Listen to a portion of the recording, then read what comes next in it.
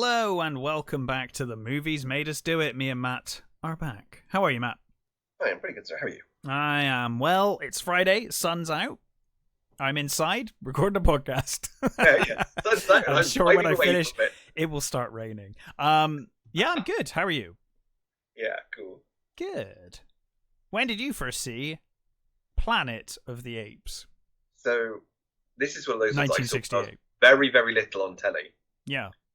And I want to say the first one I saw as a child might not have been the original. I think it might have been the TV series that I saw bits of first. that probably makes sense. Yeah, I think so. And then later, obviously, I saw it. But This is one of those ones that when I first saw it, didn't like very much. really, I fell in love with Because- this movie when I saw it.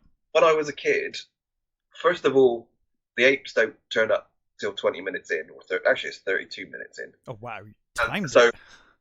I was like, where's the apes? Where's the apes? I want the apes. I mean, I was very little when I first watched it, so it's Yeah, like, where's the apes? You know, you it's like, why are we watching these people walking around the fucking desert? I don't like it. What's going on? that sounds like Star Wars. So I think when I initially, I didn't really get it when I I always first remember watched as a kid in my head the bit from New Hope with C-3PO and R2-D2 fucking around in the desert. Yes. That in my head went on for ages as a kid. For some reason, I thought that just went on and on and on. And now I watch it as an adult, and I'm like, they're in it for like 5 seconds in the desert. Then they meet up with Obi-Wan and stuff. I never got that, and I think that's. It's just like weird childhood memory, you know. Well, when I was a kid, Star Wars did ruin a lot of sci-fi for me. Initially, because in my little head, sci-fi was that. Oh, okay. If it's not No, Star Wars, it's not, Yeah, and I'd seen like other, Star Wars knockoffs and things. So initially, and I'd like to stress, I'm very little at this point. So and it's only like given a couple of years later when I start watching movies again that you're like, oh no, it's not that. Sci-fi doesn't have to be, Star Wars or Buck Rogers or that sort of thing. And now Star Wars is ruining Star Wars. Well, so that's some symmetry there. Yeah. So when it's a bit of a shock when you come to this, and it's a much more kind of serious take, and a lot more grounded, and a lot more dour. Yeah, and I love them. Always loved the apes. They were fantastic. The makeup in this movie. Oh, fucking what was it? John Chambers still looks incredible. Yeah, it's wonderful, and the Roddy McDowell was the guy that basically came up with how he said everybody should have ticks and twitches and things because it makes the masks look real, And it really works. It works. And he did a wonderful job of helping out other people with their expressions. Yeah. He got it down wonderfully. Yeah, I mean, it can't have been easy to act under all of that. No. And you do get a full range of emotion from all of the apes. Yeah. You can see how they're feeling. You can see, and under all those prosthetics, that's not an easy feat. Mm-hmm. But yeah, I've always thought it looked great. Like I said, I think I probably saw the TV show, or bits of the TV show first. Yeah. Possibly Beneath the Planet of the Apes or something like that. And then... My second watch for it was, I think, like it's usually either BBC Two or Channel 4. Yeah. They did a whole sort of weekend of the movies. So it was like, the first day was just Planet, and then the second day was the, couple of them, and then the Sunday was the final sort of two. Yeah. That was when I really oh no, these movies are way more than I thought they were when I first watched it. It's like, actually, these movies are fantastic. They're their own, they're not their own. They're a franchise. It's this, the different ideas that sci-fi can do. Yeah, the later ones get really wacky as well. Oh wow, yeah. When they come to like modern day Earth, and they're like, they're like, before he died, he told us how to fly the ship, kind of the ship that exploded in the ocean. We flew it back. I've got a real soft spot for. I do. No, I do. Escape is just. It's got some great social commentary. It's actually especially, is it that one or the sequel when it's Caesar? That's really good. Battle, that one. Battle, yeah. Those are great because that's right. She dies when she's pregnant in that one, doesn't she? And then no, after the baby. So that she dies carrying a chimp that they swapped. That's right. He ends up in the circus. He ends up in the. That's right. Yeah, I remember that. Yeah. Yeah. They've all got. I like them all. I mean, they. The first one is for me the only true classic. Yeah. But I do enjoy all of the sequels. I do not enjoy the remake, the first remake. I like the new remakes. I started watching it for this podcast.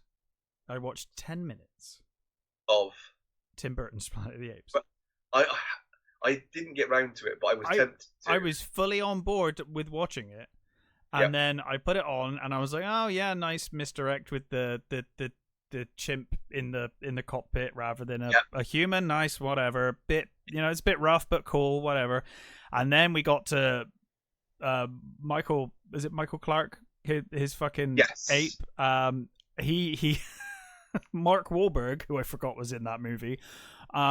I did forget Mark Wahlberg. I literally, I said to you last week when we were talking about doing this movie, the only thing I remembered of that remake, I saw it once in the cinema, hated it, and the only thing I remembered was the ending when he lands in like New York and is full of ape.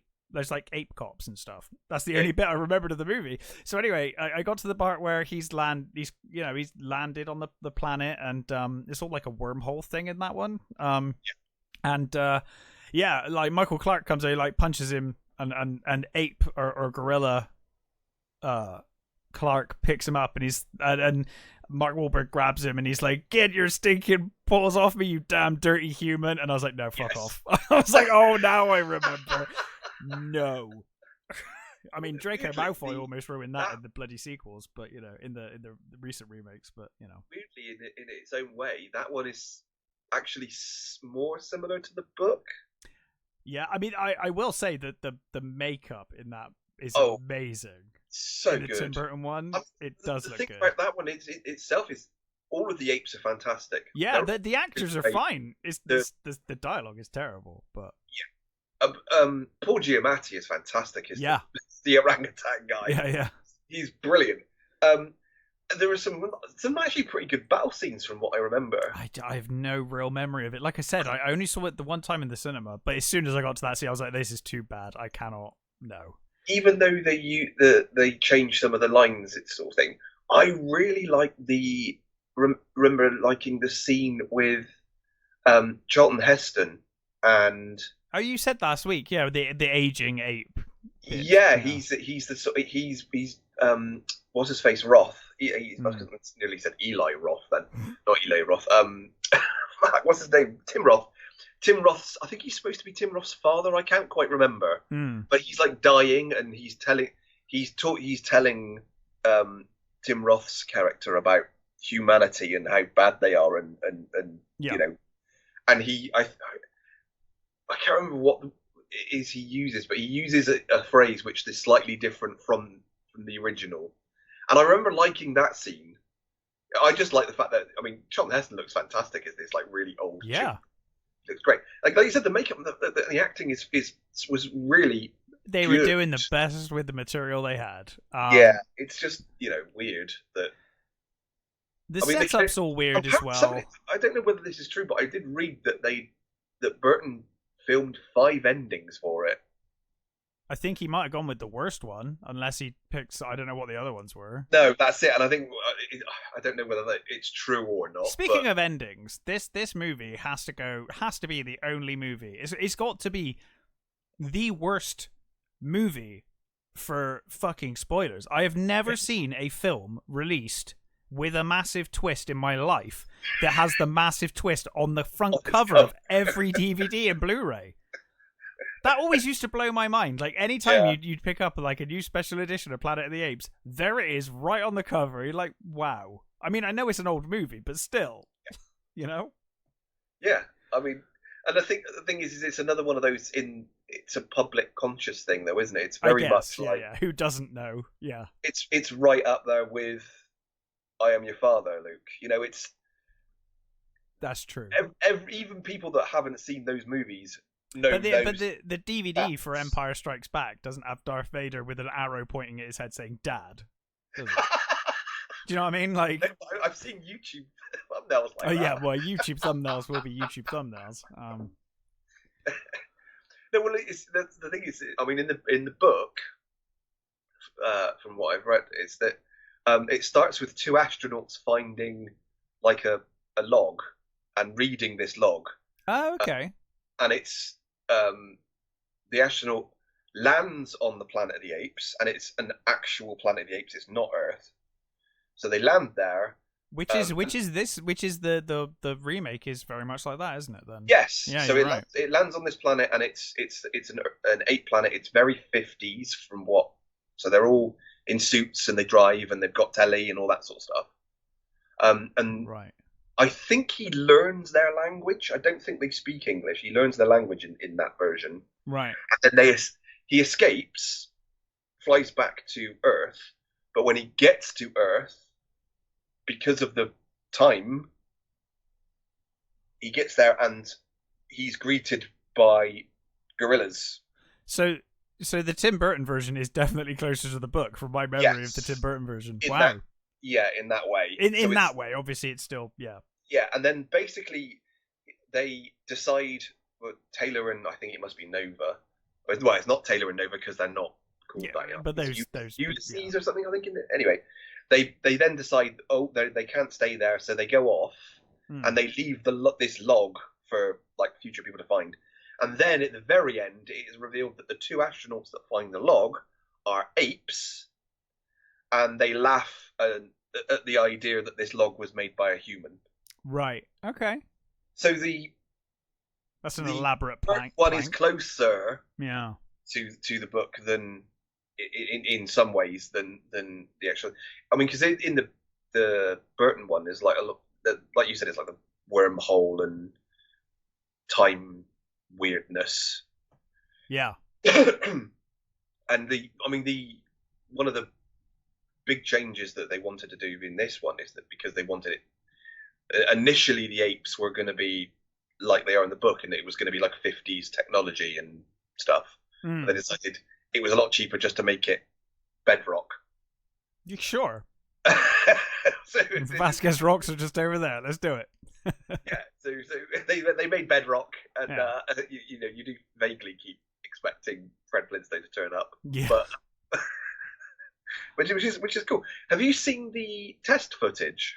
Yes, a long time ago, but yes. So it's Edward G. Robinson cast as Zeus, and it's a different, but that's what sold them on the thing. And I guess it's a proof of concept, isn't it? Yeah, and in that version, he's wearing a full. I think he's like wearing a doctor's smock. And the two chimps who are,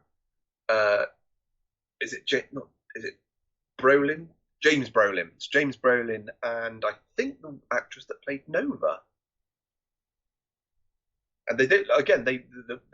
It's a lot toned down on the chimps, but you can sort of tell that they're supposed to be chimps. Mm-hmm. But I like the proof of concept footage. It's very cool. Yeah. Well, let's get into the movie, shall we? We open in space. Colonel George Taylor, according to the synopsis, didn't realize he was a colonel. They probably mentioned that. But played by Charlton Heston. He's at the controls, and he's being a pretentious wanker. Like, he's such a walking contradiction in this movie. I love it. Like, because he's so up his ass about like how he hates humans and fuck Earth, and like, we're better off like on our own. He's happy, and then by the end he's like, oh god damn it, you blew it all up, and it's like, well, you didn't care. Why do you care? Exactly. He totally kind of gets what he wanted. Yeah, it's like no, that's kind of what I love about it. It's like, no, you got your wish, mate, and now he's like, oh actually, it's like, yeah, well, I mean, it's an interesting speech that he gives. No, it is, and he. Is it because already at the point that he's giving this speech, they've travelled 6 months, I think. Yeah, years away from the Earth, and already. So I think it's meant to be it's 6 months that they've travelled. Yeah. And it's 700 years into the future that they've travelled at that point. Yeah. Right, and that's before they go into stasis. as well. Yeah. So they've set off at 1972. Because the idea is they're going back now, isn't it? Is that right? At this point it's 2673. Mm-hmm.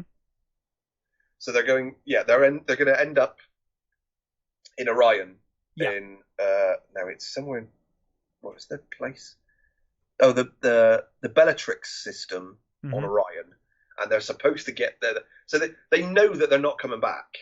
No, they know they're not coming back. They know that that whatever they find is whatever they find, and they're supposed to, I guess, colonize. It's never terribly clear in the film. One woman and 3 blokes. Okay. He does say later that she was meant to be Eve. Yeah. And he's like, I like later on, and I agree with him. He's like, just as well she fucking died, really. It's like, yeah, it would have been great, wouldn't it? I mean, even if this had gone to plan, it's like, it doesn't sound fucking great for her. Jesus. No, and I love the way he's in that ship and he's there with this massive cigar. Yeah. Health and safety. Okay. I mean, you do have to wonder why it's not NASA. Is it a NASA? It's A-N, isn't it? It's a NASA. Do you think that's why they crashed? Well, no, I wonder why they chose him. Charlton Heston's ash from his cigar is what caused the entire problem. It could well be. Yeah, his cigar killed the poor woman. Yeah, and crashed everything. No, you've got to wonder why the equivalent of NASA chose him to be the leader, because I guess maybe he just annoyed them so much. They were like, get this pretentious launch him into space. The only thing we can do with this miserable fucker is fire him into space. It's like Planet Hulk. They're like, no, just launch him into space. Is all we can do to deal with this man. Send him away. What's the average life expectancy for a human? Well, send him like 700 years into the future. I'll definitely be dead by then. Send him so far away he will never come back. Yeah. But yes, as you said, other crew members. So Taylor goes, and after his speech, he talks about how he wonders if mankind will ever change effectively. Is the kind of gist of it.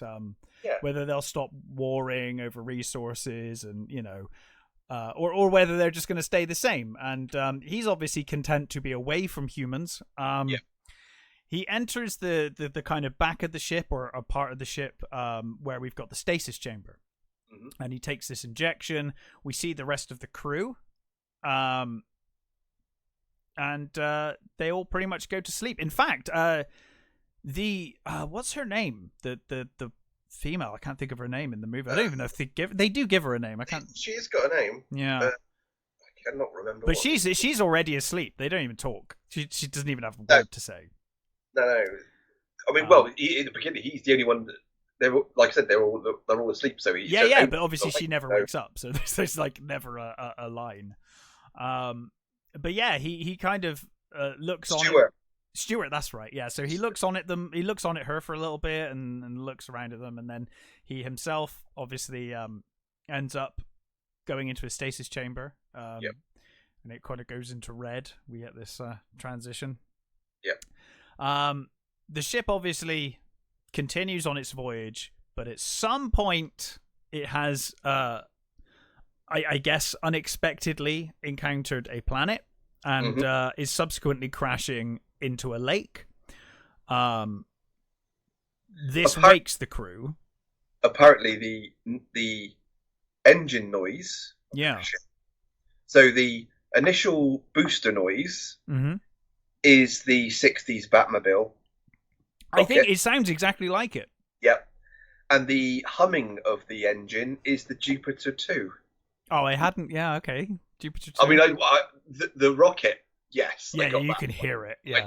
I would never have recognised the Jupiter 2. No, me either. No. I was going to say that the Batmobile, you can hear that for sure. Yeah. And I think they reused that footage in a couple of movies as well. Yeah. It's a really cool shot. I love the spinning. Yeah, it's great, isn't it? Because it's really disorientating, and it's very cool. Yeah. So ultimately, the ship plunges into a lake, giant lake. This awakens the crew. They quickly realize that something's gone wrong. Taylor, I think, is the one to discover Stuart, who is not only died in her stasis pod, but has aged in her stasis pod. So at some point it obviously leaked or whatever. Yeah, there's a big crack in the glass, isn't there? Yeah, but presumably not from this crash. Like, it must have happened prior. Yeah, at some point. At some point. Either they hit something before or... Or something went wrong. Yeah. Ash from a cigar. Ash from a cigar. So she's died of old age, I guess. And those chambers do remind me of the similar chambers in Space Seed. Yes. It's like the in like you see in 50s movies, but like 50s diners where they have the slot. Like you go into the diner, yes, and there's a wall full of food, and Uh-huh. then you put your money in and you open the little hatch, Yeah. and take out the food. It always vaguely reminds me of those things. Yeah, it kind of does. It kind of does. So yeah, they obviously realize that they're sinking. Water starts pouring into the ship. The bulkhead collapses, doesn't it? Which is when everything kind of starts going to shit. Yeah. They all kind of desperately try to get out. One of them's like, "Oh, we need to send a message to Earth." And Taylor's like, "I've never quite understood the logic." So what are you going to send the message to? What's that weird? Why is that? Have that long corridor which you have to get up to launch the message and do it? It's like, this is a very odd, weirdly set out show. And it's also like, where are you sending this message? Like, you're sending it to Earth of like what? How many thousands of years in the future by this point? Yeah, I guess so. Yeah, I guess. Taylor, on his way out, does notice the clock, doesn't he? Mm-hmm. Which is now 3,978. Yeah. So it's a little bit in the future. Yeah, they just overshot a little. Just a little bit. It's like Ash in Evil Dead 3. Yeah, he had slept too long. One more drop than he needed to. So they manage to escape just as the ship sinks, and they escape on this dinghy. They grab to shore. Taylor grabs gets them to grab backpacks for all the things that they'll the essentials, and he kind of says that, doesn't he? Once they get to shore, he's like, "Well, we've got food and whatever for like a week or something, isn't it?" Yeah, a few days. They've got a gun with ammunition. They've got and it's they notice that they've aged. Obviously, they've got their beards and bits of grey hair and stuff. And I think it's which is the. It's not Landon, it's the other one. The other guy is the scientist one. Dodge. Yeah, Dodge. Dodge is he's the scientific one, so he's got all the all the equipment for the because Landon's the one processing thingies and stuff. Landon's the loser with the American flag, isn't he? Yes. He's like, I'm gonna patriarchy. Again, patriotic Landon puts his little mini flag down. And I love that laugh that Charlton Heston gives. And that's, again, when I first saw this, I didn't understand what he was laughing at, because he's just a cynical bastard. He just hates all of it. But as a kid, it was a case of isn't that when you see like sci-fi stuff when you're a kid? It's certainly back then when I was a kid anyway. People land on a planet, they put a flag down. Yeah, that's what they do. Yeah. So in my brain, it's like, I didn't get why it was funny. Sure. Yeah. No, I could see that as a kid. Actually, you watch it now and you're like, yeah, of course he's gonna laugh at him. It's a ridiculous fucking. It's a ridiculous gesture, and also Taylor is anti-capitalism. He's anti-American. He's anti all of it. It's like everything you've just done is the opposite. He's very cold about Stuart being having died, and I think it is Landon who's like, wow, you seem pretty cool about the fact that she's dead, and he's like, well, she died like fucking thousands of years ago, buddy. Like, and he's constantly ragging on Landon. Yeah, I think it's because Landon pretty much is. You kind of feel like Landon was like head of the football team, all American, all American hero. Landon's your sort of your prime astronaut. Yeah, he's the sort of the full American, full doing it for America. Exactly. Yeah. And you can understand why he's doing it, but I think he comes off as such a dick. he's doing it in such a way that just makes him look like an asshole. Yeah, it's funny, isn't it? Because he kind of wins you over as the movie goes on. Yep. But at the start, he is such a dick. You're like, wow, this guy's an asshole. Yeah. Kind of deserves. I mean, he says he says I've forgotten the other guy's name again. Dodge. God, he says Dodge will do anything to get science. He'll be the first person to get anywhere. Yeah. Yeah. He says, I don't understand why you come, and it just doesn't make sense to me. And it's like, yeah, well, I wanted to see what's out there. I wanted to see if there was something better than we are. If there was something more out there. He kind of gets his wish. Yeah, and Taylor says, like, yeah, we're like 300 odd light years away from Earth. Mm-hmm. Like, we're nowhere near it. And Landon is the one that says, no, actually, well, we didn't get time to check. We don't know where we are. No.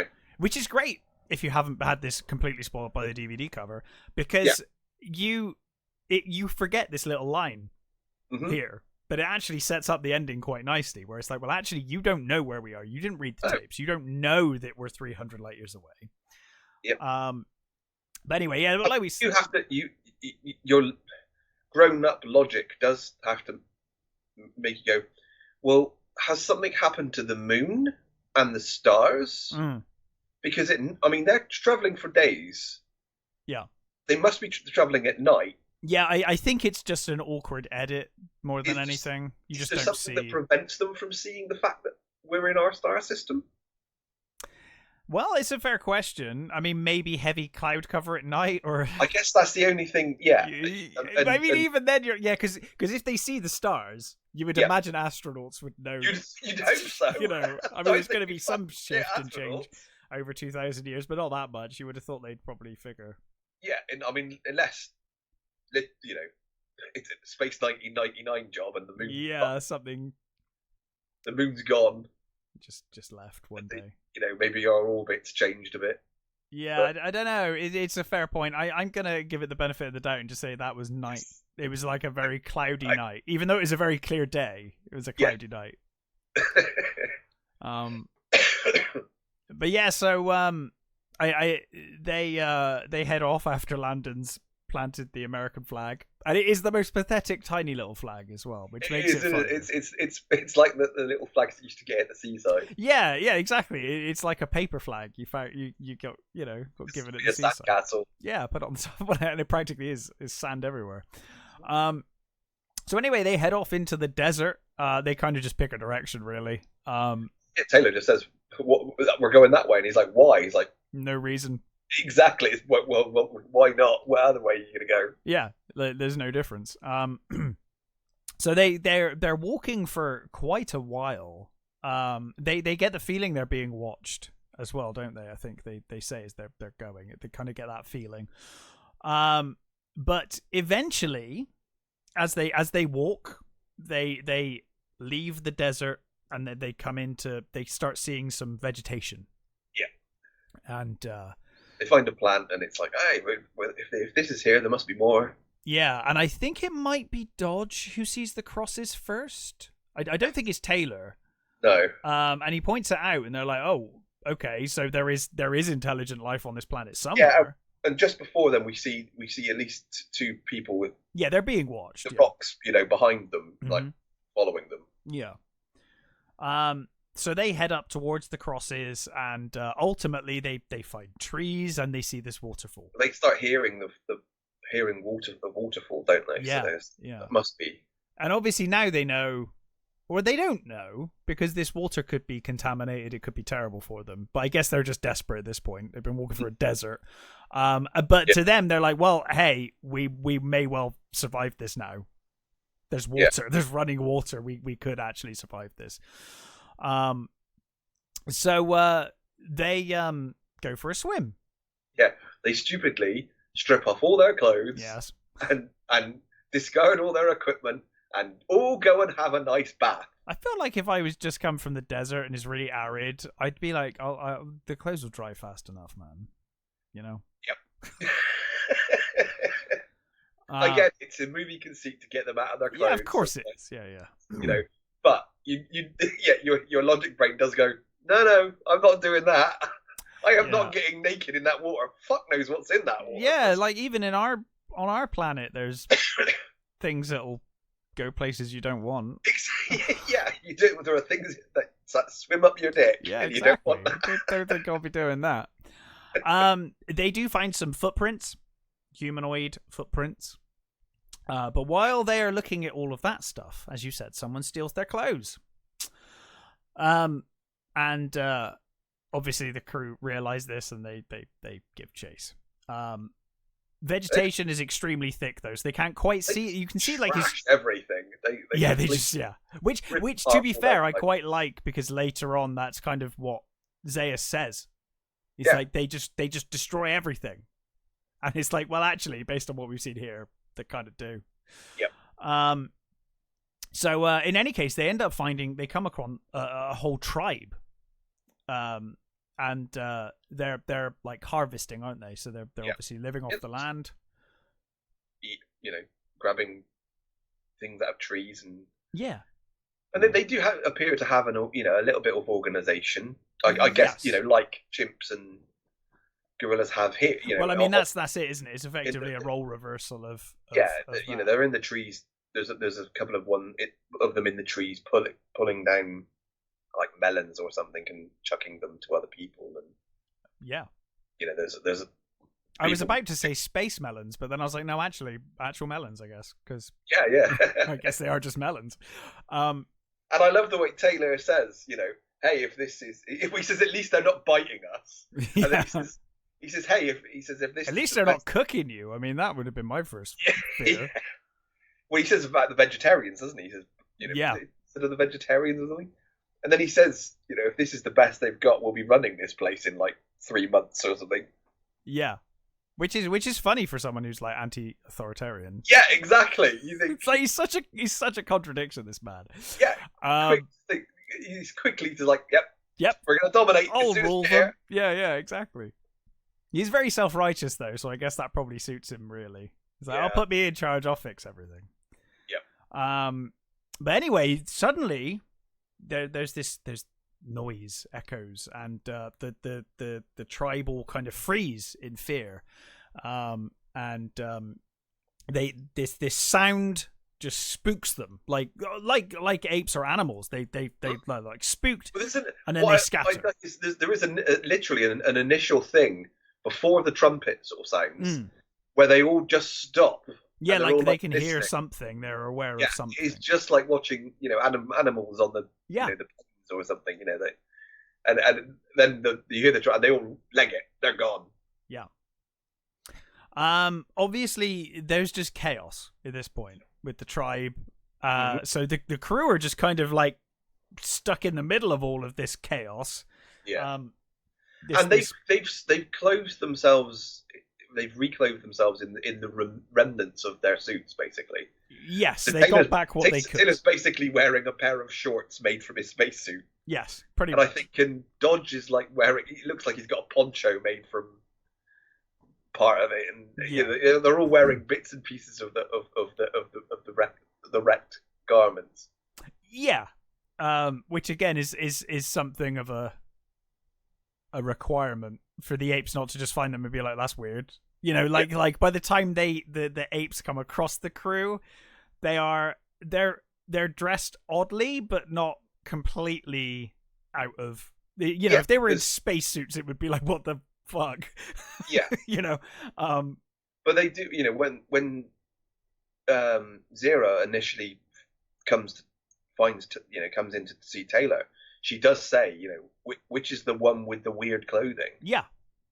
So, I think they notice there's a difference. They notice there's a difference, but I guess it's weird rags as opposed to like a full-on spacesuit that would have been like, what? Yeah.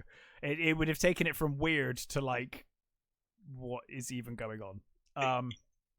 So anyway, they're swept up. We see the horses, gunfire. It's a big trap, and the tribe are being kind of herded. They've got beaters that are going through the undergrowth. Yeah. You've got the guys with the nets. You've got the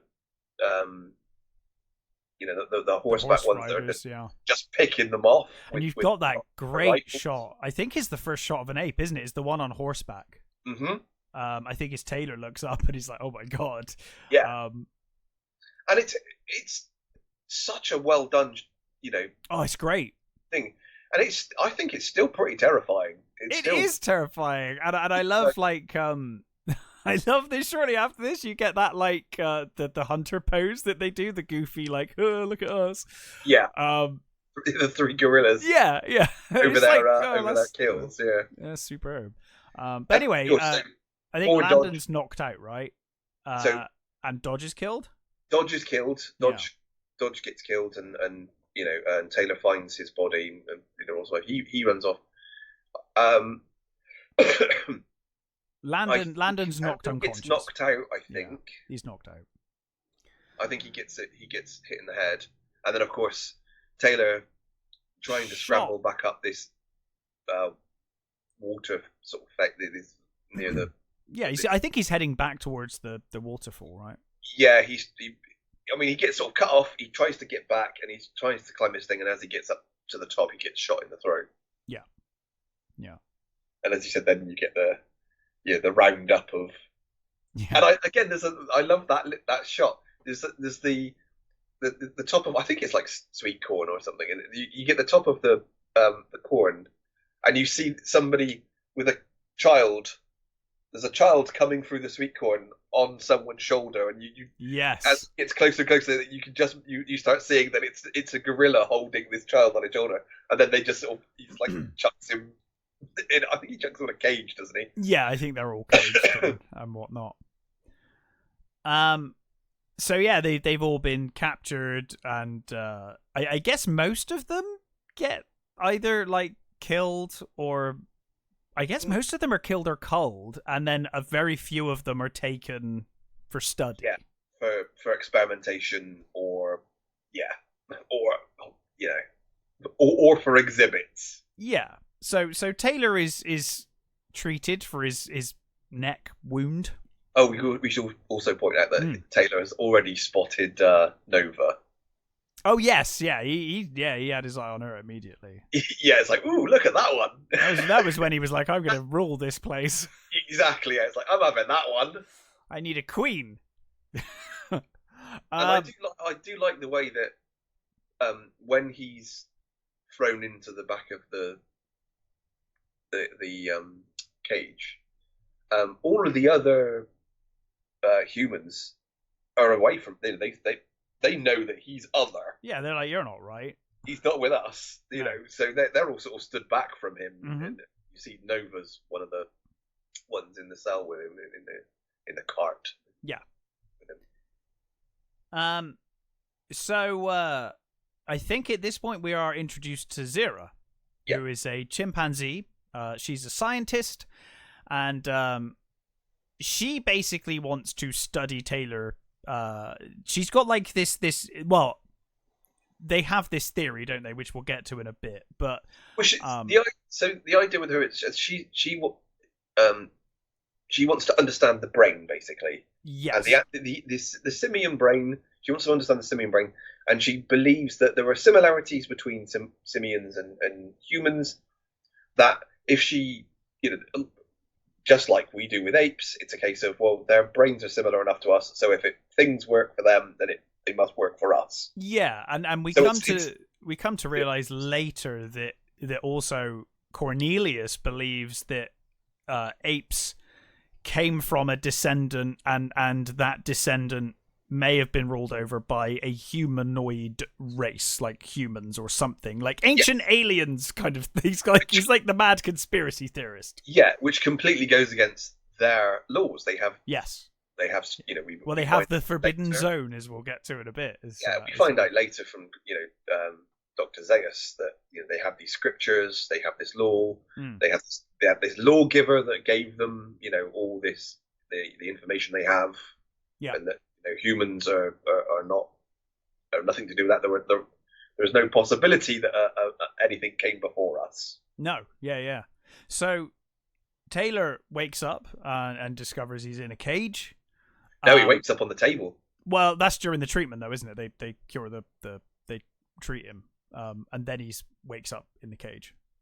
Right. This is when Zero, unless I've missed a bit, this is when Zero comes in to basically see how the ones they've captured are doing. I think this is where she calls him Bright Eyes, which is his pet name for a while. Well, she sees him because of the weird clothing. Of the clothing, yeah. Yeah, and she ends up giving him a blood transfusion from. That's right. Nova. Yeah. So Nova kind of saves his life. She wants this one alive. Yes. Yeah. So it's here that we discover. At this point, even though we don't know, at this point, Landon must be in a similar situation, but in Dr. Zaius's care. Yeah, I get the impression that Landon wasn't shot in the throat, so Landon presumably started speaking immediately, but in front of Zaius, which was a terrible idea. Not that he would have known that. Mm-hmm. So, Taylor obviously tries to talk to Zira, but obviously because of his throat being shot, he can't speak at the moment. And one of the apes there says to Zira, he's like, "Oh my god, look, he's like pretending like he's he's an ape. He's pretending to talk." And she's like, "Oh, he's really trying to communicate." And like this ape's like, "Oh, don't be ridiculous. He's just mimicking what he's seeing." That's what does he say? Like humans see, human do. I think he says. That's what Zaius says. Oh, is that what Zaius says? Okay. Yeah, I think that's what Zaius says when Zaius comes in a little later. Yeah, he pretty much comes in now, doesn't he? He comes in. Yeah, there's a little sort of to and fro, but Zaius comes in and because I think the idea is that a couple of days have passed because he's kind of healing, isn't he? Yeah, he's had time to sort of heal a little, and he's still trying to communicate with her, even though you think some form of sign language might have been better. Surely. I guess he doesn't know sign language, but you could still show some. You could point. You could even wave. Someone who doesn't know. Yeah. Even someone who doesn't know sign language can get their. You can get a message across, can't you? Yeah. Yeah. And he could have written in the sand. He could have, there are things he could have done, but I guess he's injured, he's confused, and I don't know. Yeah. Again, it's the benefit of the doubt thing. Yeah, you're some suspension of disbelief. So Dr. Zaius arrives, played by Maurice Evans. Wonderful performance. Honestly, I think Maurice Evans is the best person in this movie. I agree. I entirely agree. Good. His performance is stunning in this film. You just want to hit him. He's just awful. Yeah, but at the end, man, you're like, he was right. Yep. Yeah. But yeah, so he's an orangutan. Yeah. And there is clearly a class system. Mm-hmm. The orangutans seem to be the ones in power. Yeah, they're the clerics and the politicians, scientists. Yeah. Sort of. Well, he's the minister for science, isn't he? So I assume that the head of the department at least. Mm-hmm. And then you've got the gorillas seem to be like the heavies, I guess. They're the military wing, aren't they? Or military, yeah. Police stroke army stroke. And then the chimps are kind of whatever middle class / doctors / whatever. Well, lower class, really. They're the sort of they seem to be slightly more menial up to. Yeah, I guess they are. It's just obviously, Zira and Cornelius have done quite well for themselves, I guess, in their positions, which is probably why they're talked down upon by Zaius so often. There is a moment when they are reminded to remember their place, aren't they? A few points in the movie. Well, there's another scientist there who is pissed off with Zira because she's, as he sees it, elevated her above him. Yes, and he doesn't get the benefits that Zira seems to be getting. Yeah. Because obviously Zira has got to the point where she's getting benefits from Zaius and she's allowed to do things that the other chimps don't seem to be doing. So he's pissed off that she gets this, and she says, "Yeah, you're right. I have got more benefits, but don't think for a minute that I have any say in what. Yeah, I'm still not in power here. Yeah, I'm still under Dr. Zaius. There's nothing happens without him saying so, basically. Yeah. So Zira does point out Bright Eyes to Zaius. Yeah. And again, Taylor's obviously continuing, like you said, he could have done something, but he continues to try and talk. Mm-hmm. Zira's like convinced that this is a sign of some intelligence in Bright Eyes. Yeah. But as you said, it was Zaius. Sorry, I thought it was the other ape, but it was Zaius who's the human see, human do. He's just Yeah. Doesn't prove and he kind of disapproves of her studies altogether, right? Mm-hmm. Obviously, because as we discover, Zaius kind of knows everything. Yep. He knows the history, and he's trying to stop. He's like, "Well, you're scientists and doctors, but like, I'm here to stop you going in that direction." Yeah. This far, no further. Yeah, effectively, yeah. Well, you see, they're shaping everything around ape culture. Yeah. The apes were, above man always, and man's always been down. There was never any ancient civilization. There was nothing before the apes. The apes are the dominant species, and that's the end of it. Yeah. So yeah, Taylor kind of discovers what we've just been talking through, really, as time goes on. He sees that class system. He sees how that's all kind of happening. And he does try to write. He tries to get a message. Several times. You do feel his frustration when he's trying to just write on a piece of paper or just try and grab something and, Yeah. And of course, the others just see it as a sign of aggression. It's just him being aggressive. Yeah, and Zira quite often is like, "Oh, just leave him, it's fine, it's okay," and they won't have it. They just think he's like a savage creature. Yeah. He also discovers, Taylor, that the humans are mute. He tries to communicate and gets nowhere with any of them. He quickly realizes they kind of have their own way of communicating, but it's not verbal. No. Which is why the apes have assumed he is like them. And I think there's a certain amount of self-awareness with the humans that if they do something weird, they will be treated worse. Yeah, they're best off. There are several times where Taylor's talking to Nova, and she puts her at one point. She puts her hand on his mouth, like stop, almost like saying, "For fuck's sake, shut up." Yeah. Stop fucking talking because you're just going to get us into trouble. And I think it's a similar thing when in a bit when they're in the outdoor cage. Yeah.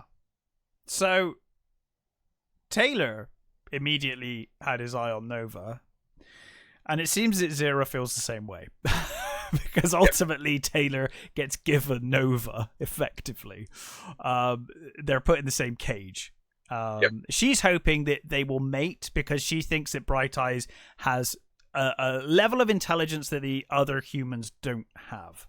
Yeah. So she's hoping that by breeding him, they will become more intelligent. He does like kind of this does kind of make them bond over time. Nova and Taylor. But he doesn't take advantage of her.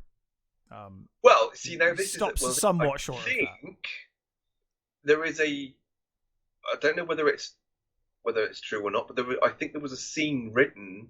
Oh. At some point where Nova is sick. Right. And Zira says something along the lines of, "Oh, that's a good sign of what's to come," sort of thing. Oh. Meaning, really, I had no idea that existed. Yeah, I don't know whether that's a real scene that was written in that someone has, but I'm sure that I did read somewhere that it's a missing part of the script that right. It is suggested that because they were there in that for weeks and yeah, it's meant to be quite a while, isn't it? Yeah, they were there for a long time in that cage, and what else are you gonna do in a cage with a girl? I guess bored. Exactly. So and it's not exactly like Nova's not easy on the eye, is it? No. She's a very beautiful woman. Zira has kind of got to the point where she's like so excited about her work with Bright Eyes that she wants her fiance to come and see. Yeah. So she brings Cornelius in, Roddy McDowell. Yep. And he basically is there to see the look at what I've done, look at how far we've come. Yeah. So I think that's our first introduction to Cornelius, although they might have had a conversation away from Taylor before that. I can't remember. No, this is the first introduction. They come up and yeah, because we do see everything. The little sort of interaction with them is like, I'm not working tonight. Are you working tonight? And she's like, no, I'm not working tonight. Yeah, and they have that cute little kiss. That furtive glance around the place to see nobody's watching, and they have that little kiss. Yeah, it's cute. And then they carry on. I love that moment. Yeah. So I think then we get to the outdoor cage. They're like, time for some exercise. He's completely, and what I do like about Cornelius is that though the difference between him and Zira is Cornelius knows stuff. He's got in trouble before. You find out that he's been to the Forbidden Zone. Yeah. And he overstepped his boundaries. Yeah, he's had his wrist slapped. You've already seen more than Yeah. And although he's an open-minded scientist, he's not. He hasn't completely opened his mind to all possibilities. He still tries to keep within the scriptures. Whereas Zira, he's like, no. Zira's like, no. We must explore all avenues. She's full on. He's found stuff. He's seen stuff. Yeah. She hasn't actually. She's going more on faith. He has found evidence, but he is trying to stick to his beliefs and his faith. He's that kind of scientist. He's like the bad kind of scientist that's trying to like force the evidence that he's found to fit the narrative that he's been told. He's like, I guess somehow, I don't know, but it is definitely in the back of his mind. He's aware something's different about past. Yes. Something is different in our past.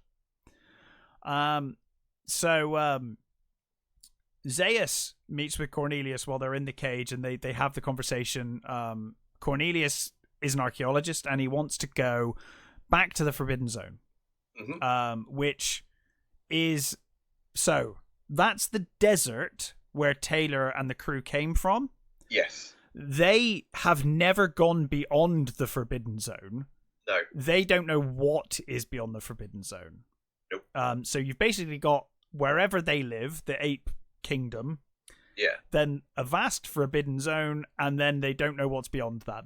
No one's ever gone beyond it, or at least no one's ever returned from beyond it. Certainly nobody from this, I guess you would say, tribe. Yeah, you would assume there's others on their civilization of apes. Yeah. Because I mean, I can't remember. I was reading something, and they were saying, America's a big place. There could be, totally. On this planet, there could be more than just apes evolved. Of course, which is a great idea. Yeah. To think like actually on this planet, there's also there's like humanoid alligators and like God knows what going on there. Hey, if you keep going down that way to Florida, yeah, that's where the gator people live. Oh my God, like rhino people and amazing. Yeah. China would be full of panda people. Panda people would be awesome. Yeah. So... Actually, it wouldn't be full of panda people. They just don't breed. So yeah, they died out. They're very short-lived people, the panda people. Yeah. So whilst Zeus and Cornelius are talking about this, and Zeus is kind of shitting on his plans to go to the Forbidden Zone again. He's entertaining the idea, isn't he? He says to him, "Well, why don't you come to my quarters later with your proposals, and I'll go over the proposals." It's basically get out of public, and I'll tell you to fuck off later in private. Yeah. But during this time, Taylor starts to write on the ground in the sand. Mm-hmm. He's like, he starts trying to write in the dirt, but of course, as you said before, Nova knows, like, doing too much gonna get you in trouble. She starts wiping what he's done away. Yeah. Which I always took to be an intentional thing on her part. She's like, don't do that. I think so too. I think she's doing it because she knows that you'll just get in trouble. Yeah, exactly. It's just not. It's not a good thing to show that you're different. Yeah. And then this other guy who I think also fancies Nova, I guess. He Taylor yanks Nova away. Yeah, that's right. And he kind of comes to her defense. Yeah. And then the other guy starts just pounding on him, basically. Yeah, he's kind of pounded on him until the gorillas turn up and put him in solitary, effectively. Yeah. Put him in the naughty cage. So later, Zira goes to see... Also. Yeah.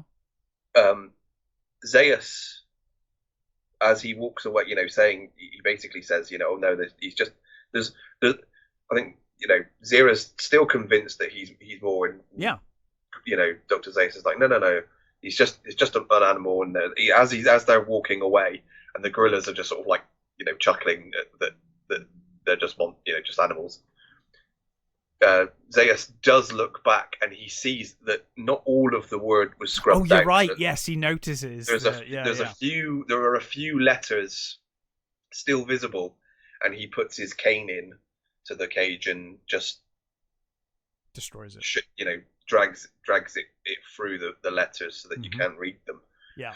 So that's the first proper proof we've seen that. Yeah, I'd forgotten about that. Dr. Zeus definitely knows shit. Yes. Yeah. Zira later visits Taylor. She's obviously concerned for his well-being and wants to make sure that her prized human is okay. Yeah. He motions to her to kind of, come closer to the cage. Nothing will happen. Honest. And he grabs her. Obviously, the gorilla's like, oh my god, like he's attacking her. But what he actually does is he grabs her notebook and her pen or pencil or whatever. Yeah. The guards just start kicking the crap out of him. Yeah. But Zira notices that on the note. Well, the gorilla. He grabs it and gives it back. Yeah. Yeah, he grabs it and gives it back to her. Yeah.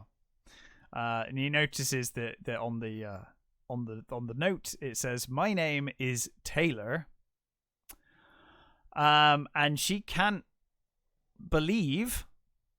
Well, I guess she can believe because she's this kind of her theory anyway. But she's stunned that he is actually intelligent. Yeah. More than she just thought he was a clever mimic and a clever, because there is a point where she says to Dr. Zeus, during the initial conversation, that humans possess the ability to speech. They have the right. Yeah, they know that they've got the anatomy for it. Yeah, they've got the anatomy for it. So her experiments, she wants to prove that they should, she thinks that with just a few tweaks, surgically probably, that she can make humans able to speak. Yeah. So she even though that's what she wants, when she discovers, Taylor has written down this thing, it's like, oh fuck, no, it's more than I thought. He really is genuinely an intelligent creature. Yeah, it's weird as well because you at this point you're like, this is a bit of a plot hole. What? So the apes not only speak English, but they write in English. So they can read English, but obviously it makes perfect sense. By the end of the movie, you're like, oh, actually, that's not even a plot hole. That's great. It's not a plot hole, yeah. Certainly not for this version, anyway. Yes, yeah, I guess, yeah, certainly not for this version. Well, you said, didn't you say in the book he actually learned the language or something? I think in the book he while he's captured, I think he learns their language. He does like an Antonio Banderas from 13th Warrior. He just kind of sits there at the fireplace and he's like, now I know your language. Wonderful. Moving on. I that is one of my favourite instances where you get someone learning a language. Yeah, because you get bits of it, don't you? Because it is very... in fairness, it's over a long voyage. It's not. Yeah, and I think yeah. You know, I know that there are people. There have been people in the world who pick up languages very quickly. I'm always jealous of people that can pick up language. I can. You know, barely speaking. So, but the idea that just through listening over a period of time, obviously, that you can pick up on you know. Well, so you know there is evidence that people can do it, so it's possible. Yeah, it can be done. So obviously then Dira speaks to Taylor. I think she sends the others away, doesn't she? They have like a 1-to-1 kind of not a chat because obviously he still can't talk at this stage, but she's talking to him and he's communicating. Yeah. She ends up managing to get Taylor out of his cage and to her office. I can't remember what the name of the gorilla guard is. Julius? Is it Julius? That's in these notes. It says Julius. Yeah. I love Julius. He's such a sort of, you know, you're put upon jailer. You know, he's he's like, oh, for fuck's sake, man. He loves his job because it occasionally gets to beat the prisoners sort of thing. But most of the time, he's like, "Oh, do I have to do something? Do I?" He's like, "I'm only here to beat people up. I don't want to do anything else." I like that sounds like paperwork, and I don't want to do paperwork. But yes, so she sends Cornelius. Oh dear. What was that? I don't know. Well, I thought that was your end. Was that my end? What was that? I don't know. I haven't got a clue. Oh well, we're still here. Like somebody was making a call or something. Yeah, weird. that is what it sounded like. But there's nothing here. Maybe someone tried to call me. I don't know why you would try and call me. Don't call me. People, don't call me. I have no idea. Well, I don't know. That could stay in if it doesn't happen again. I have no idea what that sound means. If you know what that sound means, let us know because I've never heard that sound before. I don't know. And I never use Skype. I only use Skype to talk to you. Even on other podcasts, I use like Discord. So yeah, I don't know what that was. Anyway, moving on. So Zira brings Cornelius in to meet Taylor, and she kind of tries to convince him. Really. Well, they take him. Zira takes him to their home. Yeah. It's like her personal office, isn't it? Yeah. And he's like, this is a trick. It's a hoax. You know, this is ridiculous.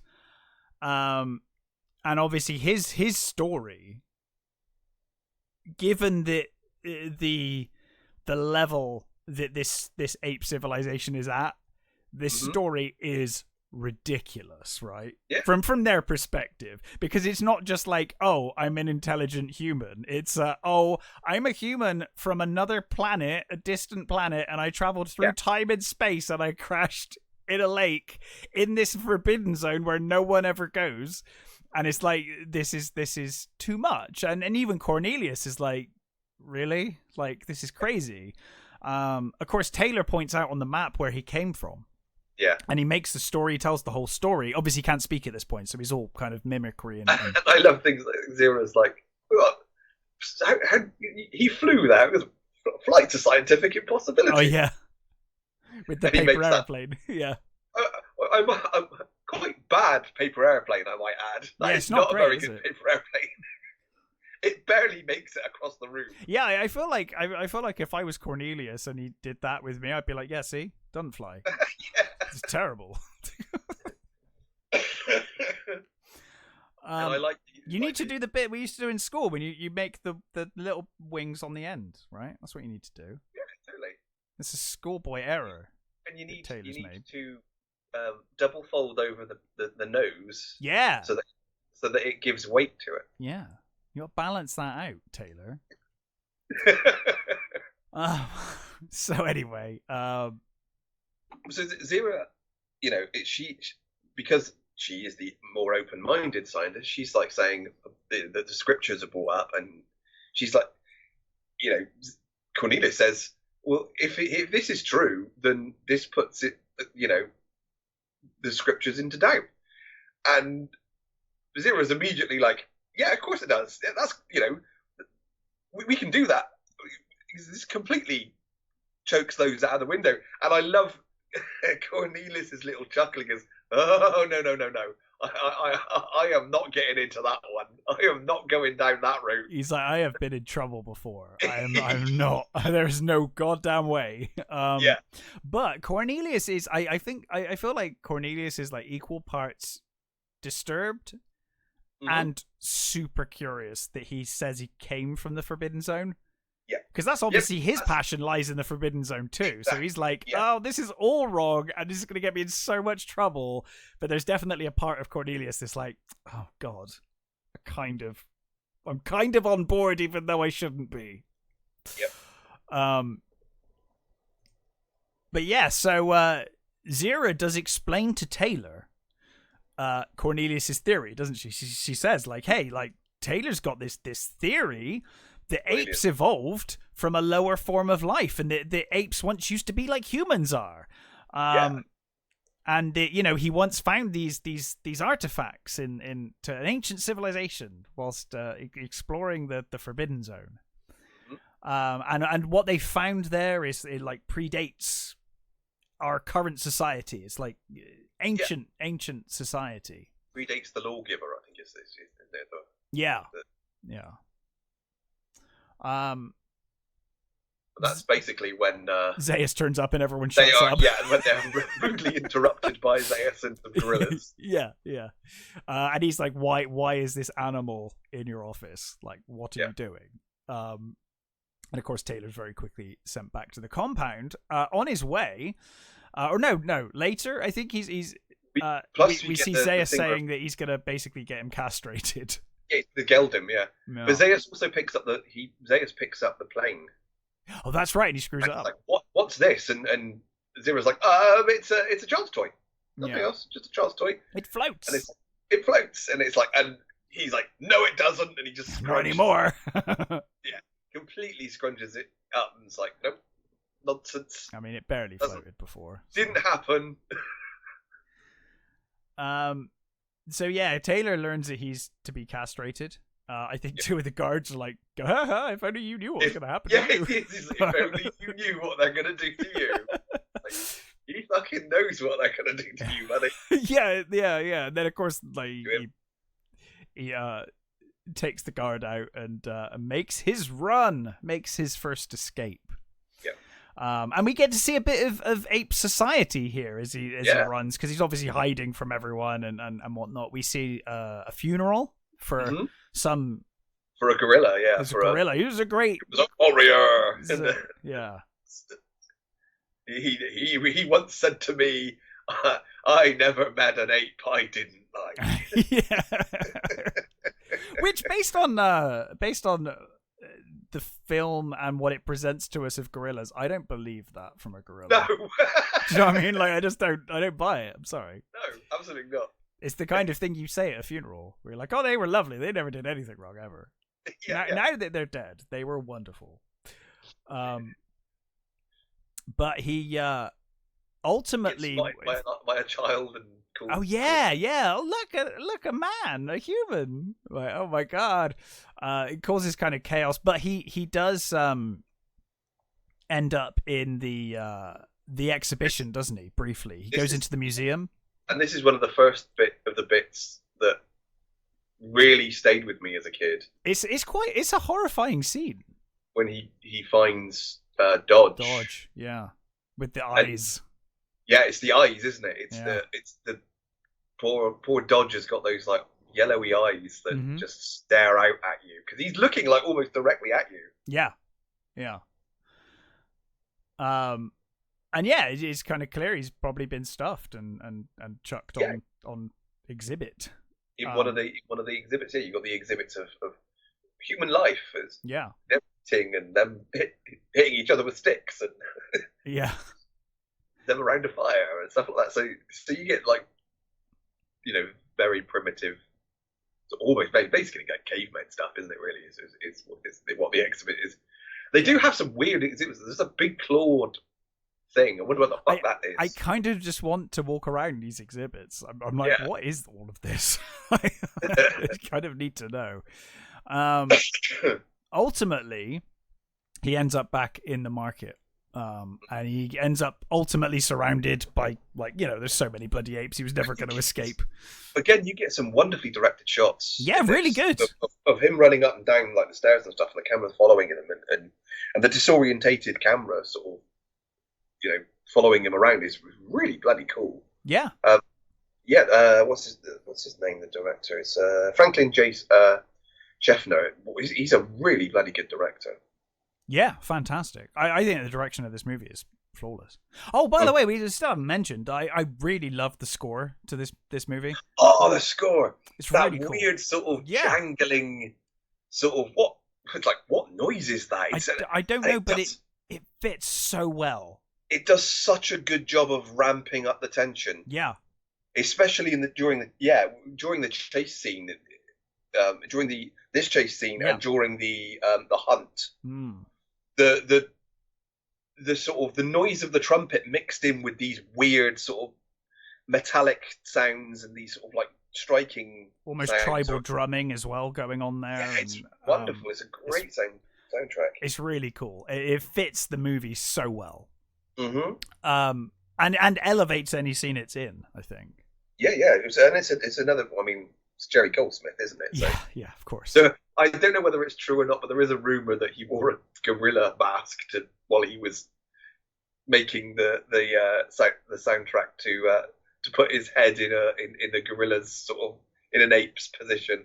I don't know whether that's true, but I hope it is. I was going to say I really hope that's true. That's amazing. Yeah.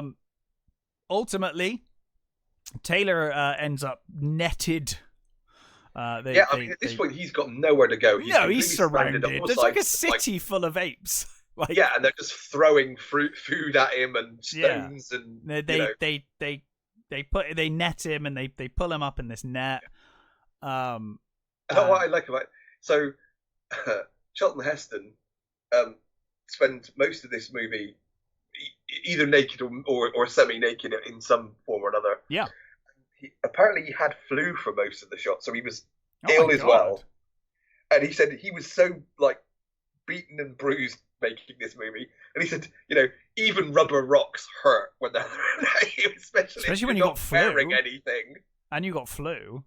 Yeah, exactly. I mean, whenever I've got flu, like actual flu, not like cold, but having the flu, like everything aches and hurts anyway, doesn't it? It's like, oh god, I imagine. And I think initially, they wanted, and also the ground's going to be bloody solid. There's no escaping the rocks on the floor, and And I think initially they were going to give him time to recover. Yeah. But I think the director was like, no, but his voice sounds really good with the cold, so we'll just get this scene going.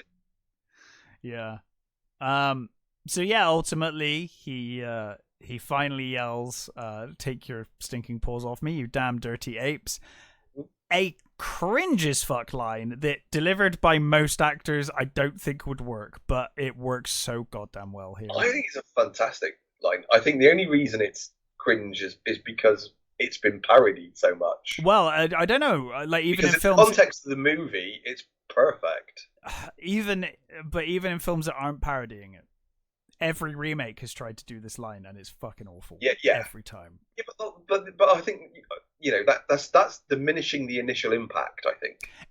I mean the impact of him speaking is amazing. I think it's wonderful. I just think when you actually think of the line, you're like, doesn't quite. Do you know what I mean? Like it's the delivery. It's the delivery that sells it for me. But and the reaction from the apes is amazing. It's like this hushed silence of like, oh my god, what just happened? Yeah. And it's perfect because they can't deny it. This place was full. Oh yeah. This is like the most public. It's like town square. Like everyone's here. literally just spoke in the town square, so everybody knows. Well, it's a market, isn't it? Sorry, it's a market, so it's like a packed market full of so everybody knows that the humans spoke. Yeah. Yeah, so ultimately he ends back at the medical compound, because now they've got a pretty good argument to get him back. They're like, well, actually, now I think this justifies all of my work. Actually, thank you. I think I will be having Taylor back. Nova gets taken from the cage, and obviously now they're like, oh, he can speak now. He's healed. He can speak, and he's. I like that he remarks that like this is the first time in his life that he's wanted someone and she's getting taken away. Yeah. It's like, I've never wanted someone before. I wanted to get away from people. Now I find someone I want. They take him away. Yeah.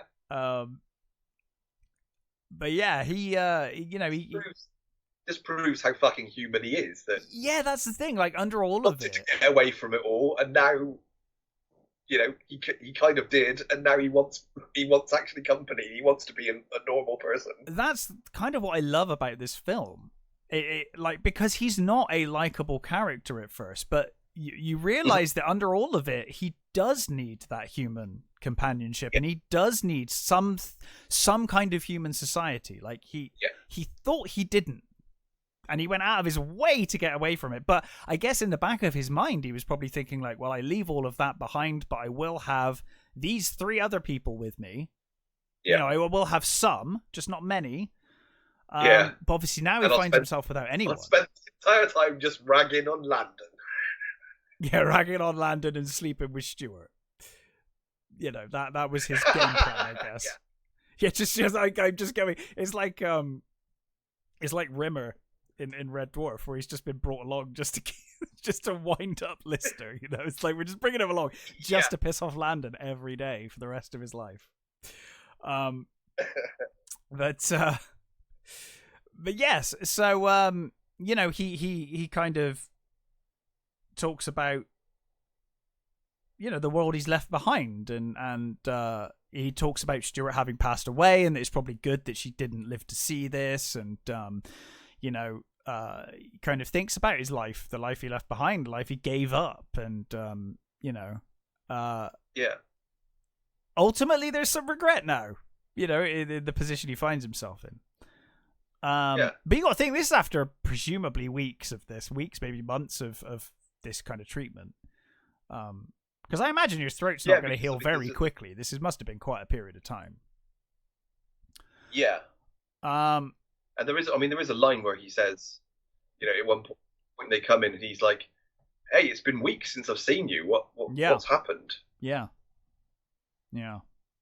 So ultimately, eventually, Taylor is taken to the Ape City, and he ends up getting taken to the ministry. Yeah, well, is it first of all that does he get to the? They're talking about Landon and stuff, and he says, well, the other apes, the other people that you were with. He says, well, one of them was in the bloody zoo. I saw I saw Dodge in the zoo. The museum. What you did to Dodge. And it's like, well, if there are. There must be other people. The other guy must be around somewhere. I think it's after this bit, but I think he goes to them, then he leaves. They see Landon, then they go back. But I could be wrong. Right. Either way, we can cover it now. This is another scene. It's like this sticks with you. This scene. This is the second one. Yeah. That as a kid was like, fucking hell. Yeah. That is horrible. That is truly horrifying. That's a fate worse than Dodge's. Yeah. Because he says to, well, they round up all the other survivors from the group that was taken prisoner. Yeah, they know which ones were taken during that hunt, I guess. Yeah, and you see the sort of small collection of humans, and you can just make out Landon at the back, sort of stumbling about a bit. And he's like, yeah, no, he's back there. There he is. He said, well, you point him out. He's like, yeah, there, look, at the back, the tall one. Yeah. And they go down there, and he spins him round. Like, it's great shouting out London, isn't he? He's shouting out his name. But it's great because he's turned to one side, and the one side he's turned on has the full head of hair. Yeah. And he looks perfectly normal. and he's like, he turns him round, and I was like, that was one of those moments as a kid was like, oh, that is horrifying. Yeah. You see the scar on his head, and the shaved head, the scar, the look on his face. He's got no, because the actor as well is just, because he's doing something with his tongue, and he just looks completely like he's just not there. He's just gone. Yeah. Completely gone. Yeah, he's just stumbling, I guess he just mindlessly follows the other humans around, or is just pushed around into places by the apes. Mm-hmm. It really is a fate worse than death. It's really horrifying, that scene.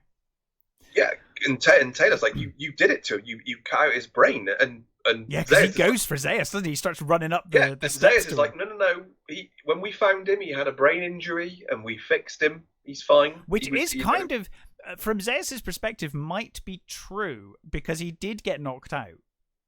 Yes. So that maybe I always thought that he probably tried speaking, and Zeus did that one to him. Yeah. But from the other perspective, what Zeus is saying could be true. Like, he could have had a brain injury as a result of being knocked out. Mm-hmm. And but maybe they did what they could. I think that the I think it's more sinister of the options. Yeah. Yeah, I think at some point he maybe he was injured. He woke up.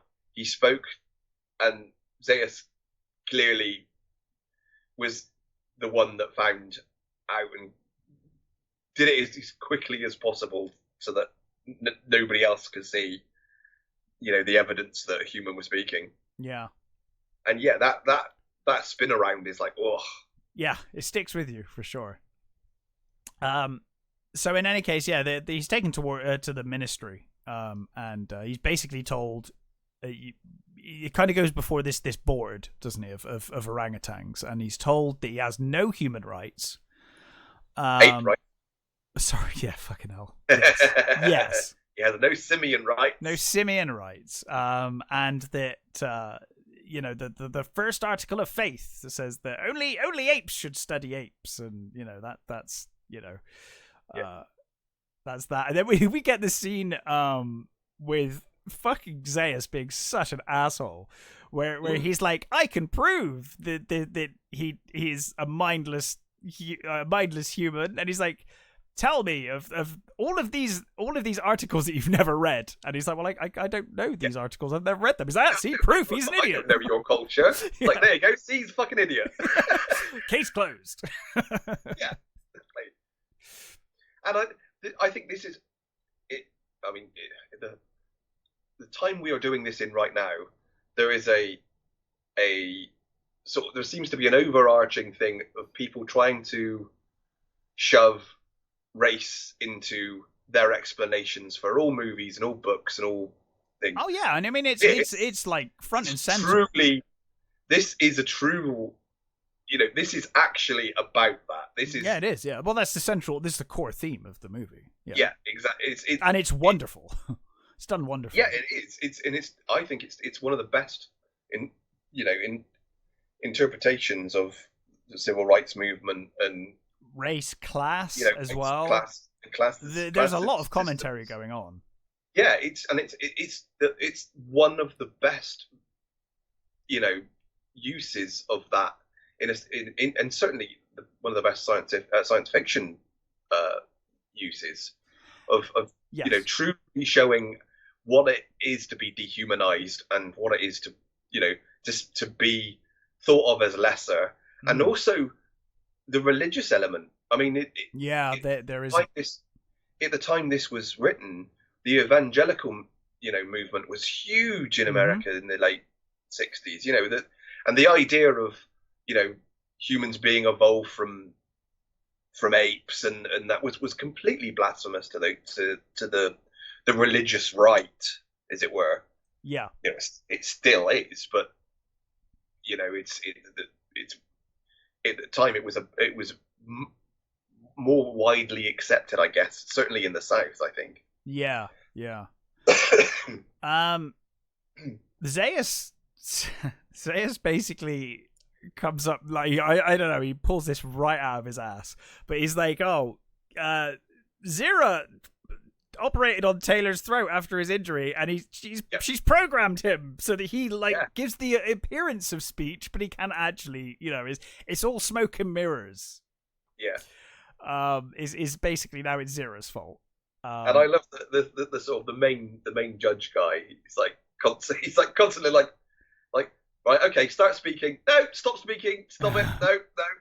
But I kind of like him because I feel like he kind of gets annoyed with Zaius as well at times. Yeah. He's kind of like just really cantankerous and just doesn't get on with anyone, I think. Yeah.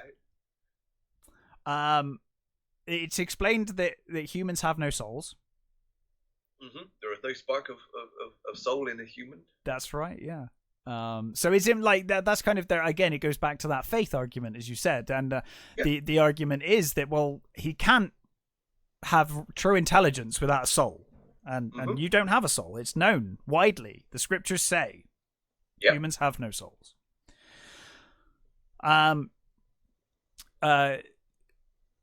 Taylor asks Cornelius to read a statement. The tribunal is immediately like, because they've already told him to shut up. They told him he can't speak. So then he's like, well, maybe an ape can speak for me. But then Cornelius is shot down as well. Yeah, you're like, he starts. They bring over. It's like, let me see that. Yeah, like again, it's the chief judge is like, okay, you read it out, and then he's like, starts speaking. He's like, no, bring it here. Let me see it. And then like Zaius is like, oh god, this is a joke. And a bad joke. Yeah. So then I think he's taken out to see Landon, brought back in.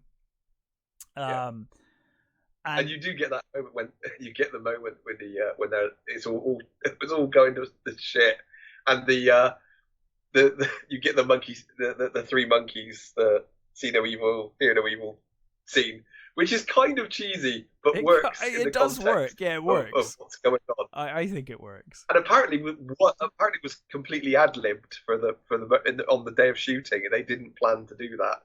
But I think somebody said, it brings a certain amount of levity to a very heavy moment. Yes, I think there is levity in the right places in this movie. Just when you need it, a little bit, not much, just a little bit. There was certainly sense of humor. Yeah, definitely. I love that when they come back to the the courtroom or whatever, the hall. I love like Cornelius is like, look, this is obviously complete bullshit. He didn't come from space. That's mental. However, however, my theory is that he comes from the Forbidden Zone and that he is an ancestor of something from our past. Yeah. But of course the orangutans are having none of that either. And basically they're like, well, look, by the way, Cornelius and your fiance, you're fucking committing heresy. So you're in contempt of court and you've committed heresy. Probably Taylor's not, and they put Taylor under like Zaius' charge, don't they, or something? It's like, okay, so Taylor's screwed, and Zira and Cornelius also screwed. Yeah. Zaius then later takes Taylor to his private chambers, which again, like you said, it's a hint that he knows he's intelligent. He knows, clearly. Yeah. Clearly, what he says in the courtroom is not what he believes. And he says that Taylor's going to be castrated. He's going to have his brain experimented on, and then eventually he's basically going to die a vegetable, like Landon, effectively.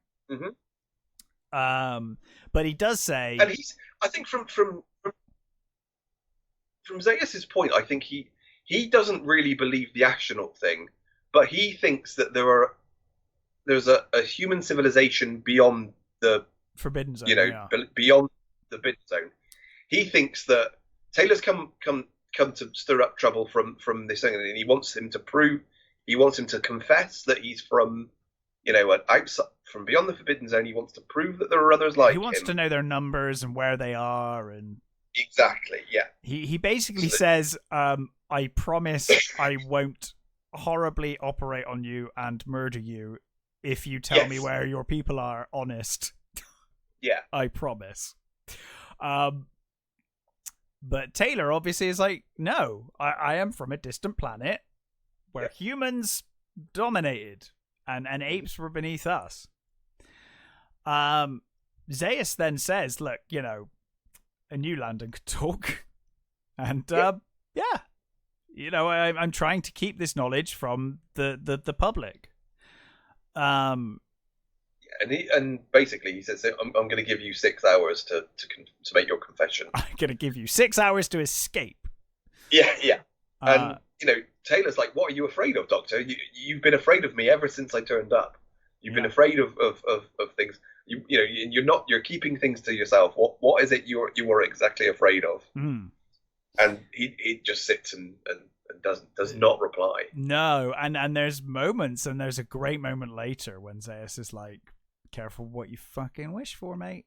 You know, if you want to know the truth, like I'm keeping the truth from you as well for your own good, because it will break you if you knew, you know. But yeah, in this scene, he just sits back and he's like, nothing. So yeah, Taylor's sent to the clinic, and later, I can't think of the name. Is Zira's nephew, isn't it? What is his name in the movie? The teenager. Yeah, I don't know what his name is, but he comes to the compound and he's quite funny. I quite like him. Is it Galen? No, not Galen. Lucius. And he heads down and he sees Julius, the guard, the fed up guard. And he's like, "Oh!" At this point, it's another person smoking a cigar. Yeah. He's like, "Oh, Taylor's being transferred to the zoo," and Julius is like, "What? It's like fucking 3 a.m. What are you talking about? Transferred to the zoo?" I want to see your papers. Yeah, and he gives him the papers, and I love poor little Julius. He like starts looking at the papers. He's like, "Oh, wait a minute, this isn't right. This needs to be like cross-signed by Dr. Zeus." And obviously, Lucius pushes. Doesn't he push Julius into Taylor, and Taylor basically grabs him, and he bonks him on the head with the stick. Yeah, and Lucius says, "Hey, you know, I'm like Zira's nephew. I'm Luke Skywalker. I'm here to rescue you." And Taylor's like, "Look, He's a little short for a stormtrooper." He's a little short, yeah. Taylor's like, "Yeah, okay, but Nova's coming too. Need her." So obviously Lucius is like, "Oh God, no, we haven't got time for this." But then it's like, "Oh God, okay, fine. I guess we have to." I'm not going if I can't have my girlfriend. No, and I think though, you know, for all of the care that Zira clearly has for Bright Eyes, she is kind of annoyed when they turn up with Nova too. She's like, I said just Taylor, not both of them. But Lucius is like, you wouldn't come otherwise. I was like, that was it. You put them together. It's your fault. Yeah, it's your fault. You made this happen, okay? I mean, Taylor did have his eye on her immediately, but yeah. But yeah, they basically disguise Taylor, don't they? And they're like, look, and again, great racial allegory. They're like, look, apes just see humans. They're not good. They can't tell one human from another. You all look the same to them. Like, just go with it. No one will notice that it's actually you and not just another human. Yeah, you not have conversations. Yeah, I mean, stop talking. That would be good. So yeah, they're taken across country, and they meet up with Cornelius, don't they? Because he brings the food for them. Yeah, he's got the supplies and things. Yeah, and they head off to the Forbidden Zone because I guess they're like, you are not a spaceman. Yeah, and you're clearly from the Forbidden Zone, so that's where we're going. That's where the artifacts are, and I guess Cornelius probably thinks, well, even if you're not from the Forbidden Zone, you can probably shed light on what I found in the Forbidden Zone. Exactly. So. From Cornelius' point of view, he wants to basically find more evidence of the previous zone, show what he's already discovered to the actual council. He's still he's still at the point where no, we have to go back to them eventually and show them what we've done, and they'll listen. Of course, they have to listen. Yeah, he's like, hey, they're scientists and educated people. If we bring evidence, then it'll be fine. As if Taylor's not enough evidence, you know. Yeah. Yeah. But yeah, he's kind of naively still hopeful that this clearly corrupt society will actually listen to reason. Yeah. But yeah. So I always thought that was an odd scene where they're in the cliffs of the Forbidden Zone. Yeah. And you've got that sort of weird conversation between Taylor and Cornelius across like a chasm. Yeah, it's almost like a scene's missing there. Yeah, it feels very odd that they seem to be separated. It does feel odd, and it almost feels like a scene happened that we never got to see, and then suddenly they're on opposite sides. I never really understood that. I guess like visually it's interesting because it kind of gives you the idea of that divide between the beliefs, but it's weird. Yeah. In context of the film, I'm not quite sure how they ended up there. No. But yeah, so he's convinced that, you know, if they get the artifacts and Taylor go back, then maybe they'll get off the heresy charge. Yeah. Maybe things will be okay. Yeah, they'll have to listen. Yeah. So ultimately, they travel back across the desert that Taylor came through, and they reach the dig site. There's a big cave, and it is overlooking the ocean. You get that. I like the moment where Taylor shaves off his beard. Oh yeah. And the kid says, "Hey, what did you do that for?" He's like, "Well, where I come from, only kids like you wore beards." They're like, that's such a 70s thing to say, my friend.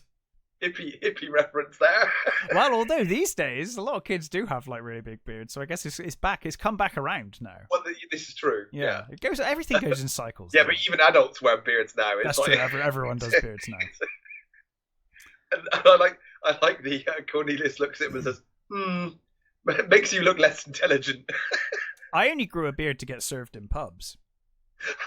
and then I never stopped because I'm so used to having one now. I'm like, it looks weird without one, so you know. But that was the reason. I was refused service once, and I was like, I'm growing a beard. That's it. This is never happening ever again.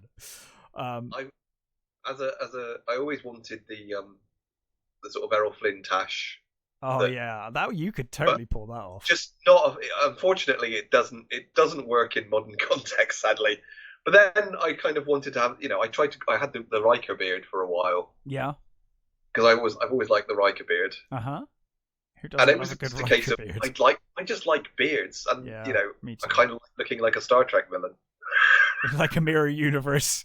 Exactly. I like looking like a mirror Spock. Yeah. Well, that's probably Spock's best look, I think.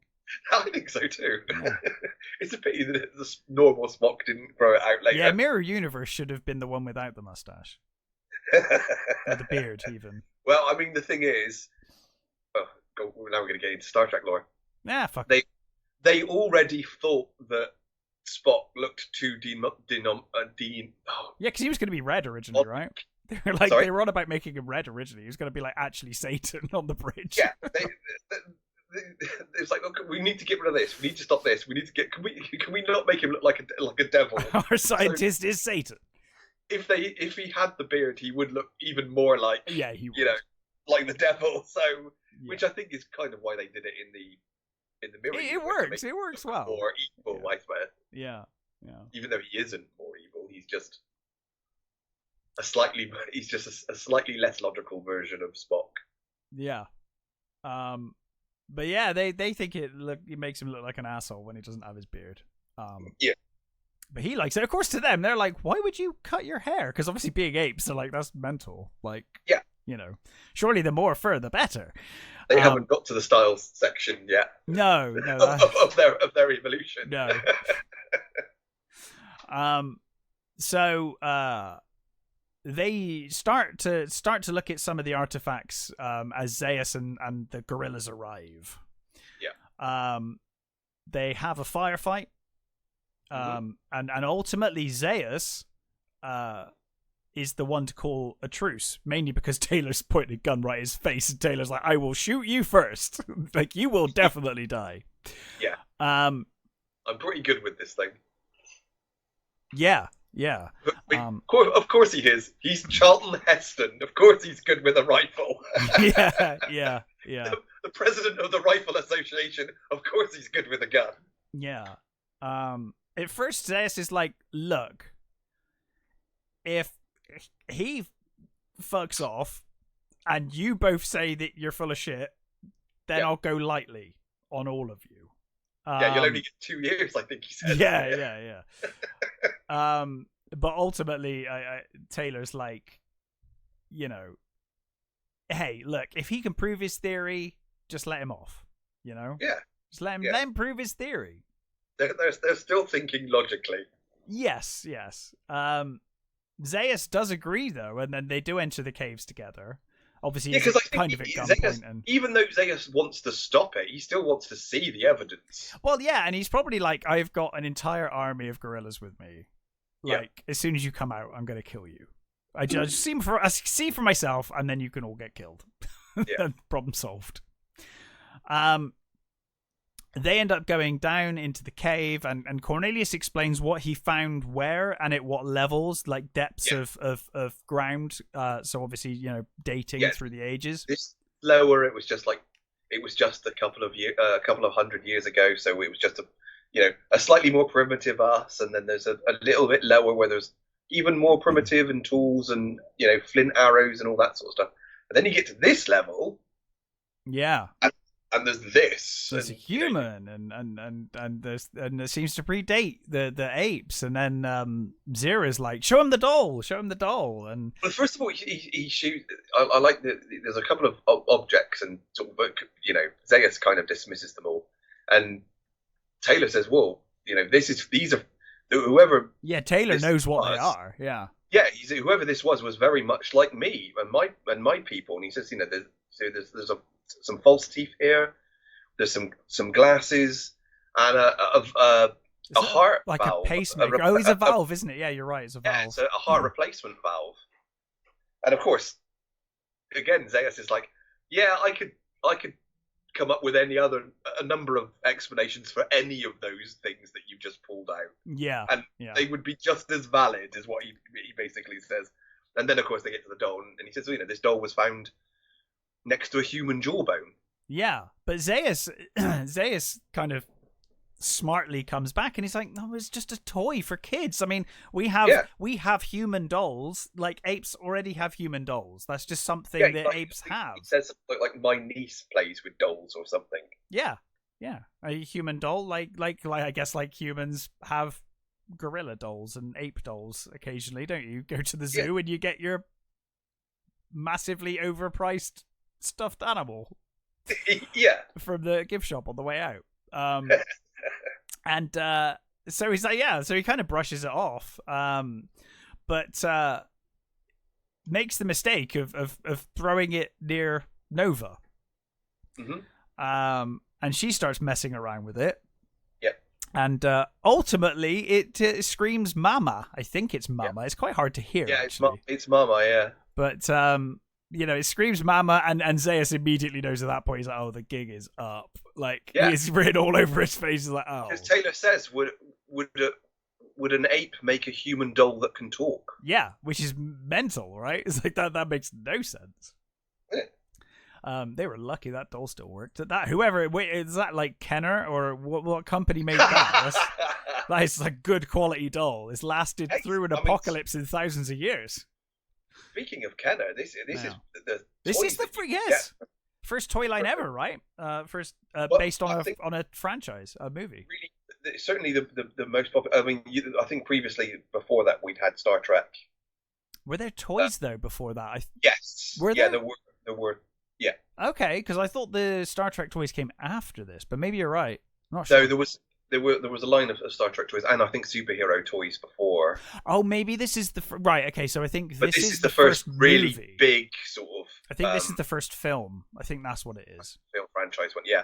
So I think obviously Star Trek being TV, I think there was TV stuff, and then I think this is the first film that got toys. If I remember right, I could be wrong though. I think it's not directly after this one either. It's I think a couple of movies along. So I think from what I could gather from the toy line ran from early to mid 70s. Oh, so that was probably TV show era as well. So it's when the TV show was on, and it was a couple of movies in. Yeah. But some of the toys are really good. Some of the toys are just really, really bad. Did you ever watch the series, by the way? I did watch the series, yes. Yeah, I did as well. A lot later, not when I was a kid. Same. Yeah, I'm not sure whether it was initially shown over here or until much later. Yeah, well, I mean, that's the thing. I can't remember because I'm trying to think whether my earliest memory was the TV show or one of the later movies, like Beneath. Yeah. But other than that, when I actually watched the series for proper, it was definitely way later. Yeah. And I remember liking the series is a sort of because I'm pretty sure that at one point it goes into more of the history and the mythology and stuff. It's kind of interesting. Yeah, and I'm pretty sure that it was played roughly the same time as they played the original Battlestar. Yes, that probably follows. So my memories of the series is very tied with Battlestar actually. Yeah, and they both have that sort of episode of the day storylines, don't they? That what are they going to come across this week? Who's going to sort of help them escape this week and that sort of thing. Yeah. It's a weird one. I guess as a series, the cost probably evens out. So obviously the masks and the prosthetics weren't as good, but must have been reasonably expensive. But then they're just shooting in the desert all the time, so it's probably really cheap to shoot the episodes. Once you've got the masks made, it's probably quite cheap. Yeah. But yeah, I've got fond memories of the show. It's the thing I keep meaning to go back to is the Planet of the Apes TV show because I've not watched it for a long time. I think it's one of those ones that I probably don't want to. Yeah, it probably belongs in memory only. I think that's. Whereas I think Battlestar still holds up. I still like Battlestar. Certainly the first two seasons. Yeah, not when they get to Earth.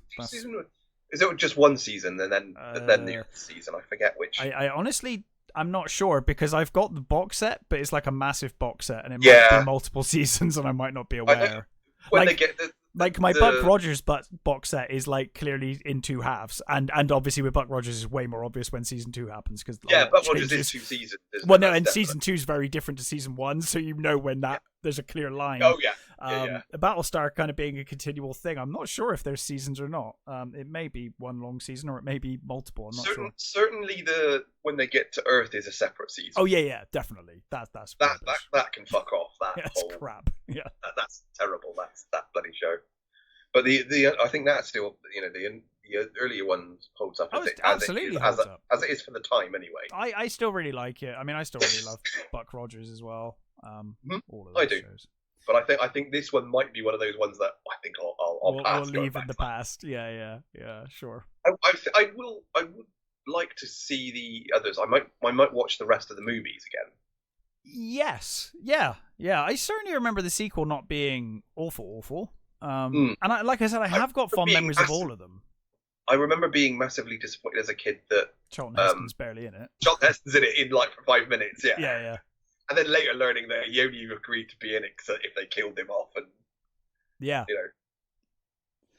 and of course that also again. I mean, we're slightly skipping ahead though, but the second movie proves without a doubt that Dr. Zaius was right. Oh God, yeah. I mean, if this movie doesn't prove it enough, if this movie doesn't prove it enough, then yes. Out and out completely shows you what happens. Yeah.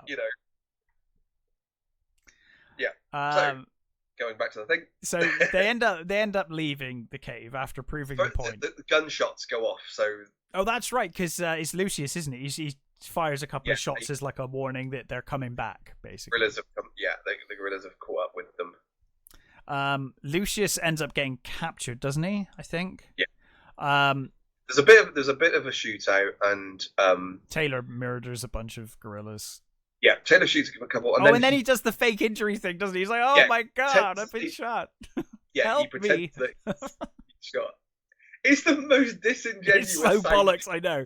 Oh, help me, Cornelius! It's like, really, you fell for that shit? I thought you were an actor.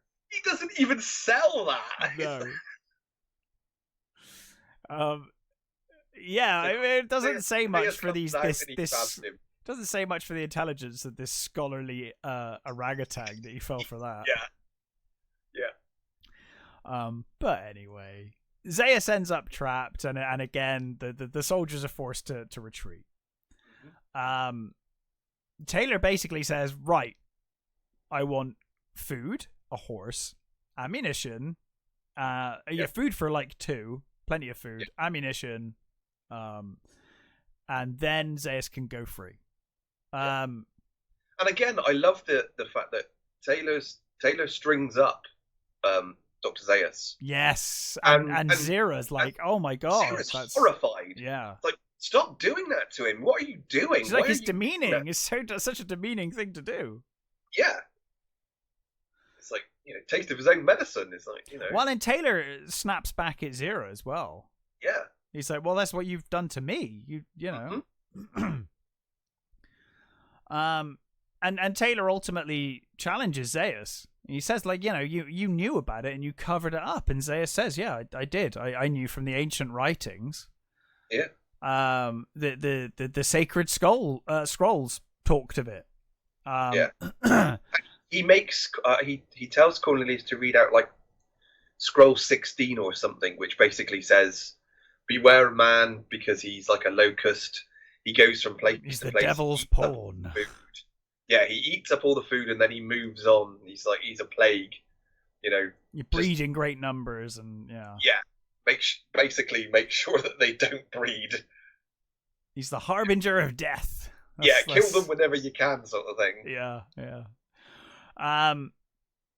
So yeah, Zeus says, this was a warning about man and the dangers of man, and that's why Zeus is the way he is. He's protecting ape kind from the plague of man. And ensuring that man never rises up again, basically, by keeping them in their place.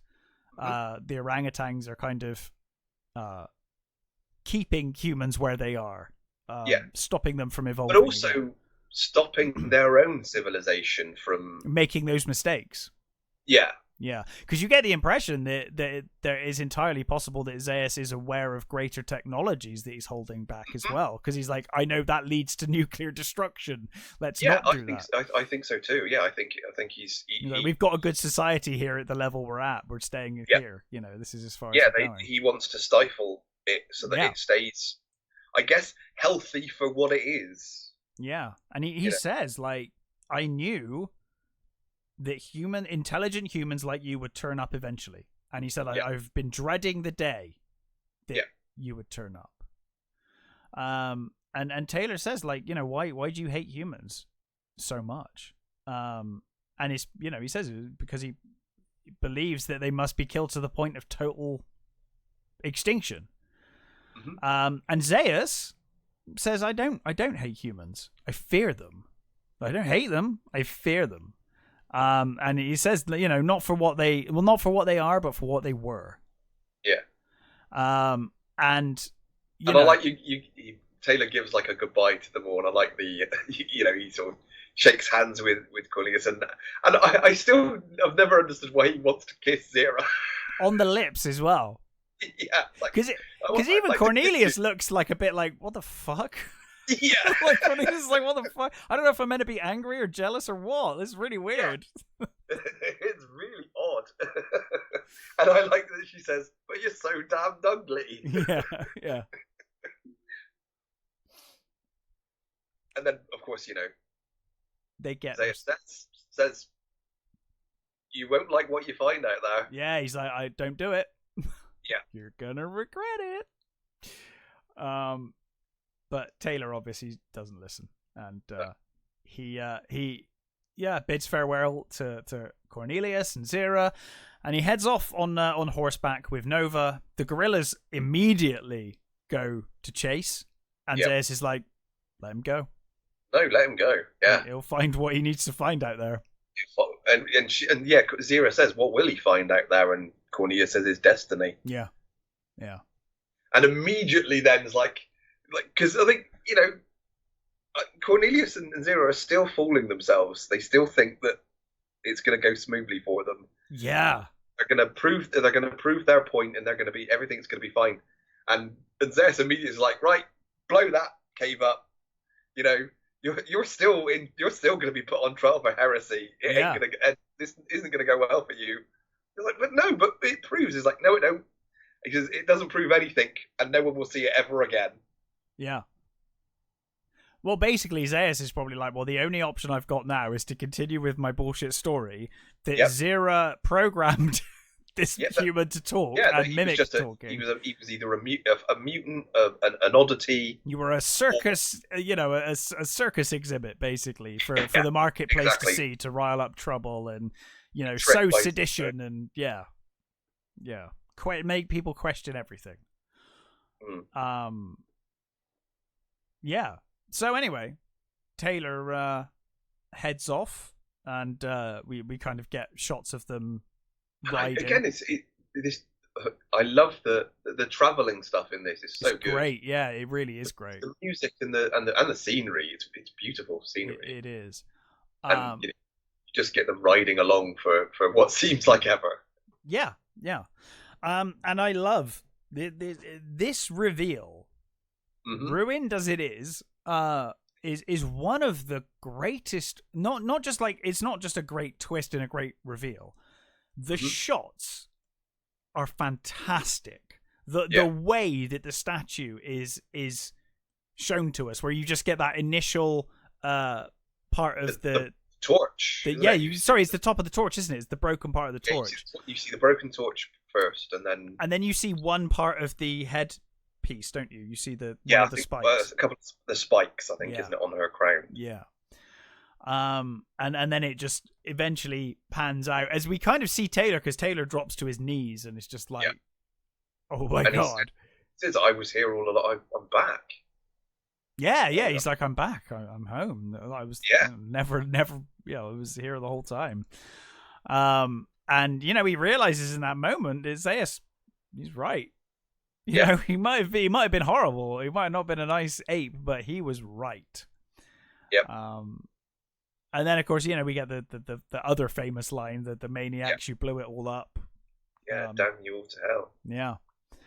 And then we fade to credits. I mean, it's such a great ending. And at that point, it's not music either. It's silent, isn't it? It's just silent credits, right? Just the sound of the shore. Yeah. It's like, that is some fucking ending. I mean, imagine. I always wish I could have saw that in the cinema. In '69, God, can you imagine getting to that ending and just be like, oh my God, like, this is an amazing twist. It's one of the greatest twists ever. Like, we just kind of take it for granted. I'm sure that by the time I saw this, I probably knew the twist already. I think even as a small as child, a kid, it's like, it's just inbuilt, right? You just kind of know it. But I would have loved to have been there, like, opening night, and knew nothing, and just see this. It would have been mind-blowing. And I think that's one of the strengths of the changed ending. I think as well that it is what it is. It's such an impactful ending that it's just beautifully done. Yeah, one of the best. Actually, just one of the best movies of all time. Actually, it's just a great. I think it is. It's up there. It's in the conversation for sure.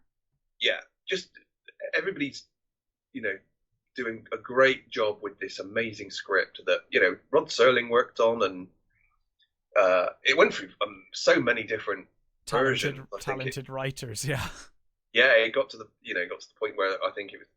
Well, it's got Rod Serling. Going to use out of the 20 billion versions we've got. It's got fucking Twilight Zone written all over this plot. I mean, it kind of has, yeah. I mean, when you look at it, you're like, I could see this is like a cut down 30-minute, 20-minute episode. I remember who who the other guy was, but because I know the Rod Serling version was a lot more serious and a lot more somber than I think the script that they ended up using. Mm-hmm. Which is good, because I think there's just the right amount of humor, and you just get like the odd bit of levity just when you need it, I think. And as we said, Taylor is such a weird contradiction of a character. But I think that makes it stronger, you know, the fact that he's not perfect, and you know, he is a contradiction, and he I think one of the great things about the character is that I think at that point when Nova's taken away from him, I think he has that self-reflection, and he's like, oh my god, actually I do need people, like I'm wrong, you know. All too late, he's kind of realized. But so it was Rod Serling, Michael Wilson, and Pierre Boulle. That's the head writers. That's the Pierre Boulle is the writer of the book. And he hated the book. He said it was one of the worst of his own. I wonder if he preferred the movie ultimately. Be interesting to see if, you know.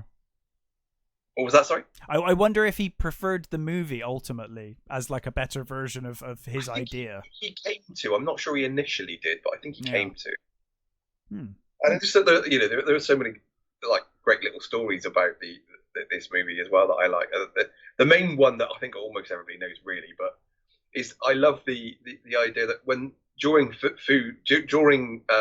lunch breaks and things, the cast fell into their groups.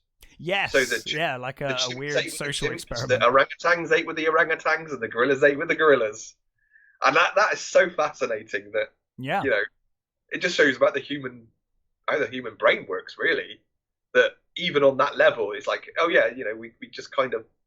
It wasn't a thought thing. It just happened that way. And I think Kim Hunter said that even within the actors, the people playing the orangutans just looked down on the chimps. Yeah, she said they just felt it like almost naturally. It was just one of those things, and I love that. I think that's a brilliant little thing. And things like the makeup stuff, you know, the makeup took like 3 hours to apply every day. I mean, it is insanely good. It's one. Have you seen the applying? Yes. Yeah. So good. If anybody should, they've got it on YouTube of the makeup being applied to Roddy McDowall, and it's so good. Just seeing how the stages of is and what it takes to do that, and again, Roddy McDowall's twitches and to bring it to life. It's so well done. And I know Kim Hunter hated it. I think she got very claustrophobic. I think she even took like Xanax to calm her nerves when she was. I mean, not everyone can wear that kind of stuff. I imagine if you're claustrophobic or if you've got like issues with that kind of stuff, I can imagine that would freak a lot of people out, especially having to sit there for that long while people do it. And then being trapped in it as well, you know, because a lot of people have that like trapped feeling, and it's like, oh my god, you know. And I love Roddy McDowall would drive home with them in full makeup. That would be like the coolest image ever. You'd be driving along the freeway, and like people like pulling up next to him, going, "What the fuck?" And there's a really good clip that I saw on YouTube actually of the Carol Burnett show from this I think early 70s, and Roddy McDowall turns up in full Apes. Oh, that's amazing. It's a joke, obviously, and, it's still cool though. They do this really hilarious duet, this loving duet and it's Carol Burnett like pretending that she didn't know that he was going to turn up, obviously. Of course, yeah. But they have this duet, and there's this great bit. She's looking at him and they're talking, and she says, there's one of your movies in particular is had a big impact on your life. He says, yes, it has. And he says, and I'd like to do something from that movie right now. And he starts going into a speech from Cleopatra. Oh, amazing. And she's like, that's this movie you chose as the influence on your life? Yes, of course. It's really funny. it's like a 10-minute little sketch. It's really it's really funny. Really charming. I like it a lot. It's great. Yeah. And the other story I like from the almost the makeup sort of side is at the premiere, Charlton Heston was approached by a woman and who was like, "Oh, hello, how are you?" and all that sort of stuff. And he's like, "Who the fuck are you?" And it turned out that he'd never seen Kim Hunter without the makeup. Oh my god, really? That's amazing. He'd never seen her without the makeup, so he didn't know who she was when she came up to him and just started chatting like they were old friends. Well, I guess when you think about it, she was probably getting there like 3 hours before he woke up or got involved. So yeah, I guess there's every chance if he's not spending time on set after or before. From his point of view, he'd be turning up later and everyone's already an ape. Because they'd have to go back to makeup and then spend another hour or 2 hours having it all taken off. Maybe he thought he was actually acting with apes. So, God, they're actually just trained gorillas. Amazing. Where are the real ones? There's also another clip that I saw on YouTube, which was done for I think the 2008 anniversary, which is like a little sort of film of like the space agency talking about the space mission. Oh, cool. And why they chose those astronauts and stuff. And you get production shots of the crew, so you actually see what the woman looked like before she was put into sleep. Oh, you do see her briefly, but yeah. But you see what she's like, but you don't see her like stood up and awake. No, she's asleep. Yeah. So in these pictures, you've got her, stood with the crew. It's a really cool little thing. It's another. I think it's like a 10-minute little thing of this guy who's like obviously made to look up like he's in the 70s. Yeah. And it's just him talking about the planned mission and what its intentions are and all that sort of stuff. It's really cool, and it also shows, of course, the head of the agency that he's talking about, the guy who like came up with this idea for this mission and all that stuff. It's the guy who is the bad guy from Escape from Planet of the Apes. Oh, okay, yeah. He's the guy. He's a space agency guy in Escape. Yeah. Yeah. So that's another really little cool thing that I will definitely check that out. I didn't know that existed. Yeah. It was probably done for one of the DVD releases or something. Yeah, it was. It was done for the 2008 anniversary piece. Oh, cool. But yes, so that was Planet of the Apes. I can't recommend it enough. One of the greatest science fiction films of all time, certainly. It's in that conversation. And I would say if you've not seen any of them, or you've only seen the newer ones, I think the first one completely stands up. It holds up 100%. It holds up completely. The sequels, I would say, give them a go too, because they are worth your time. I feel like there is something to like in all of the sequels. Yeah, they're not necessarily great, but there is something to like in every one. Yeah, I think even Battle has got its. Yeah. Battle for Planet of the Apes. It's got its. Its moments of really great sci-fi. Yeah, definitely. So yeah, definitely check it out. We will be back next week with our usual review fare. Find some stuff to watch between now and then. But yes, and until then, stay safe, take care, and we will catch you next time.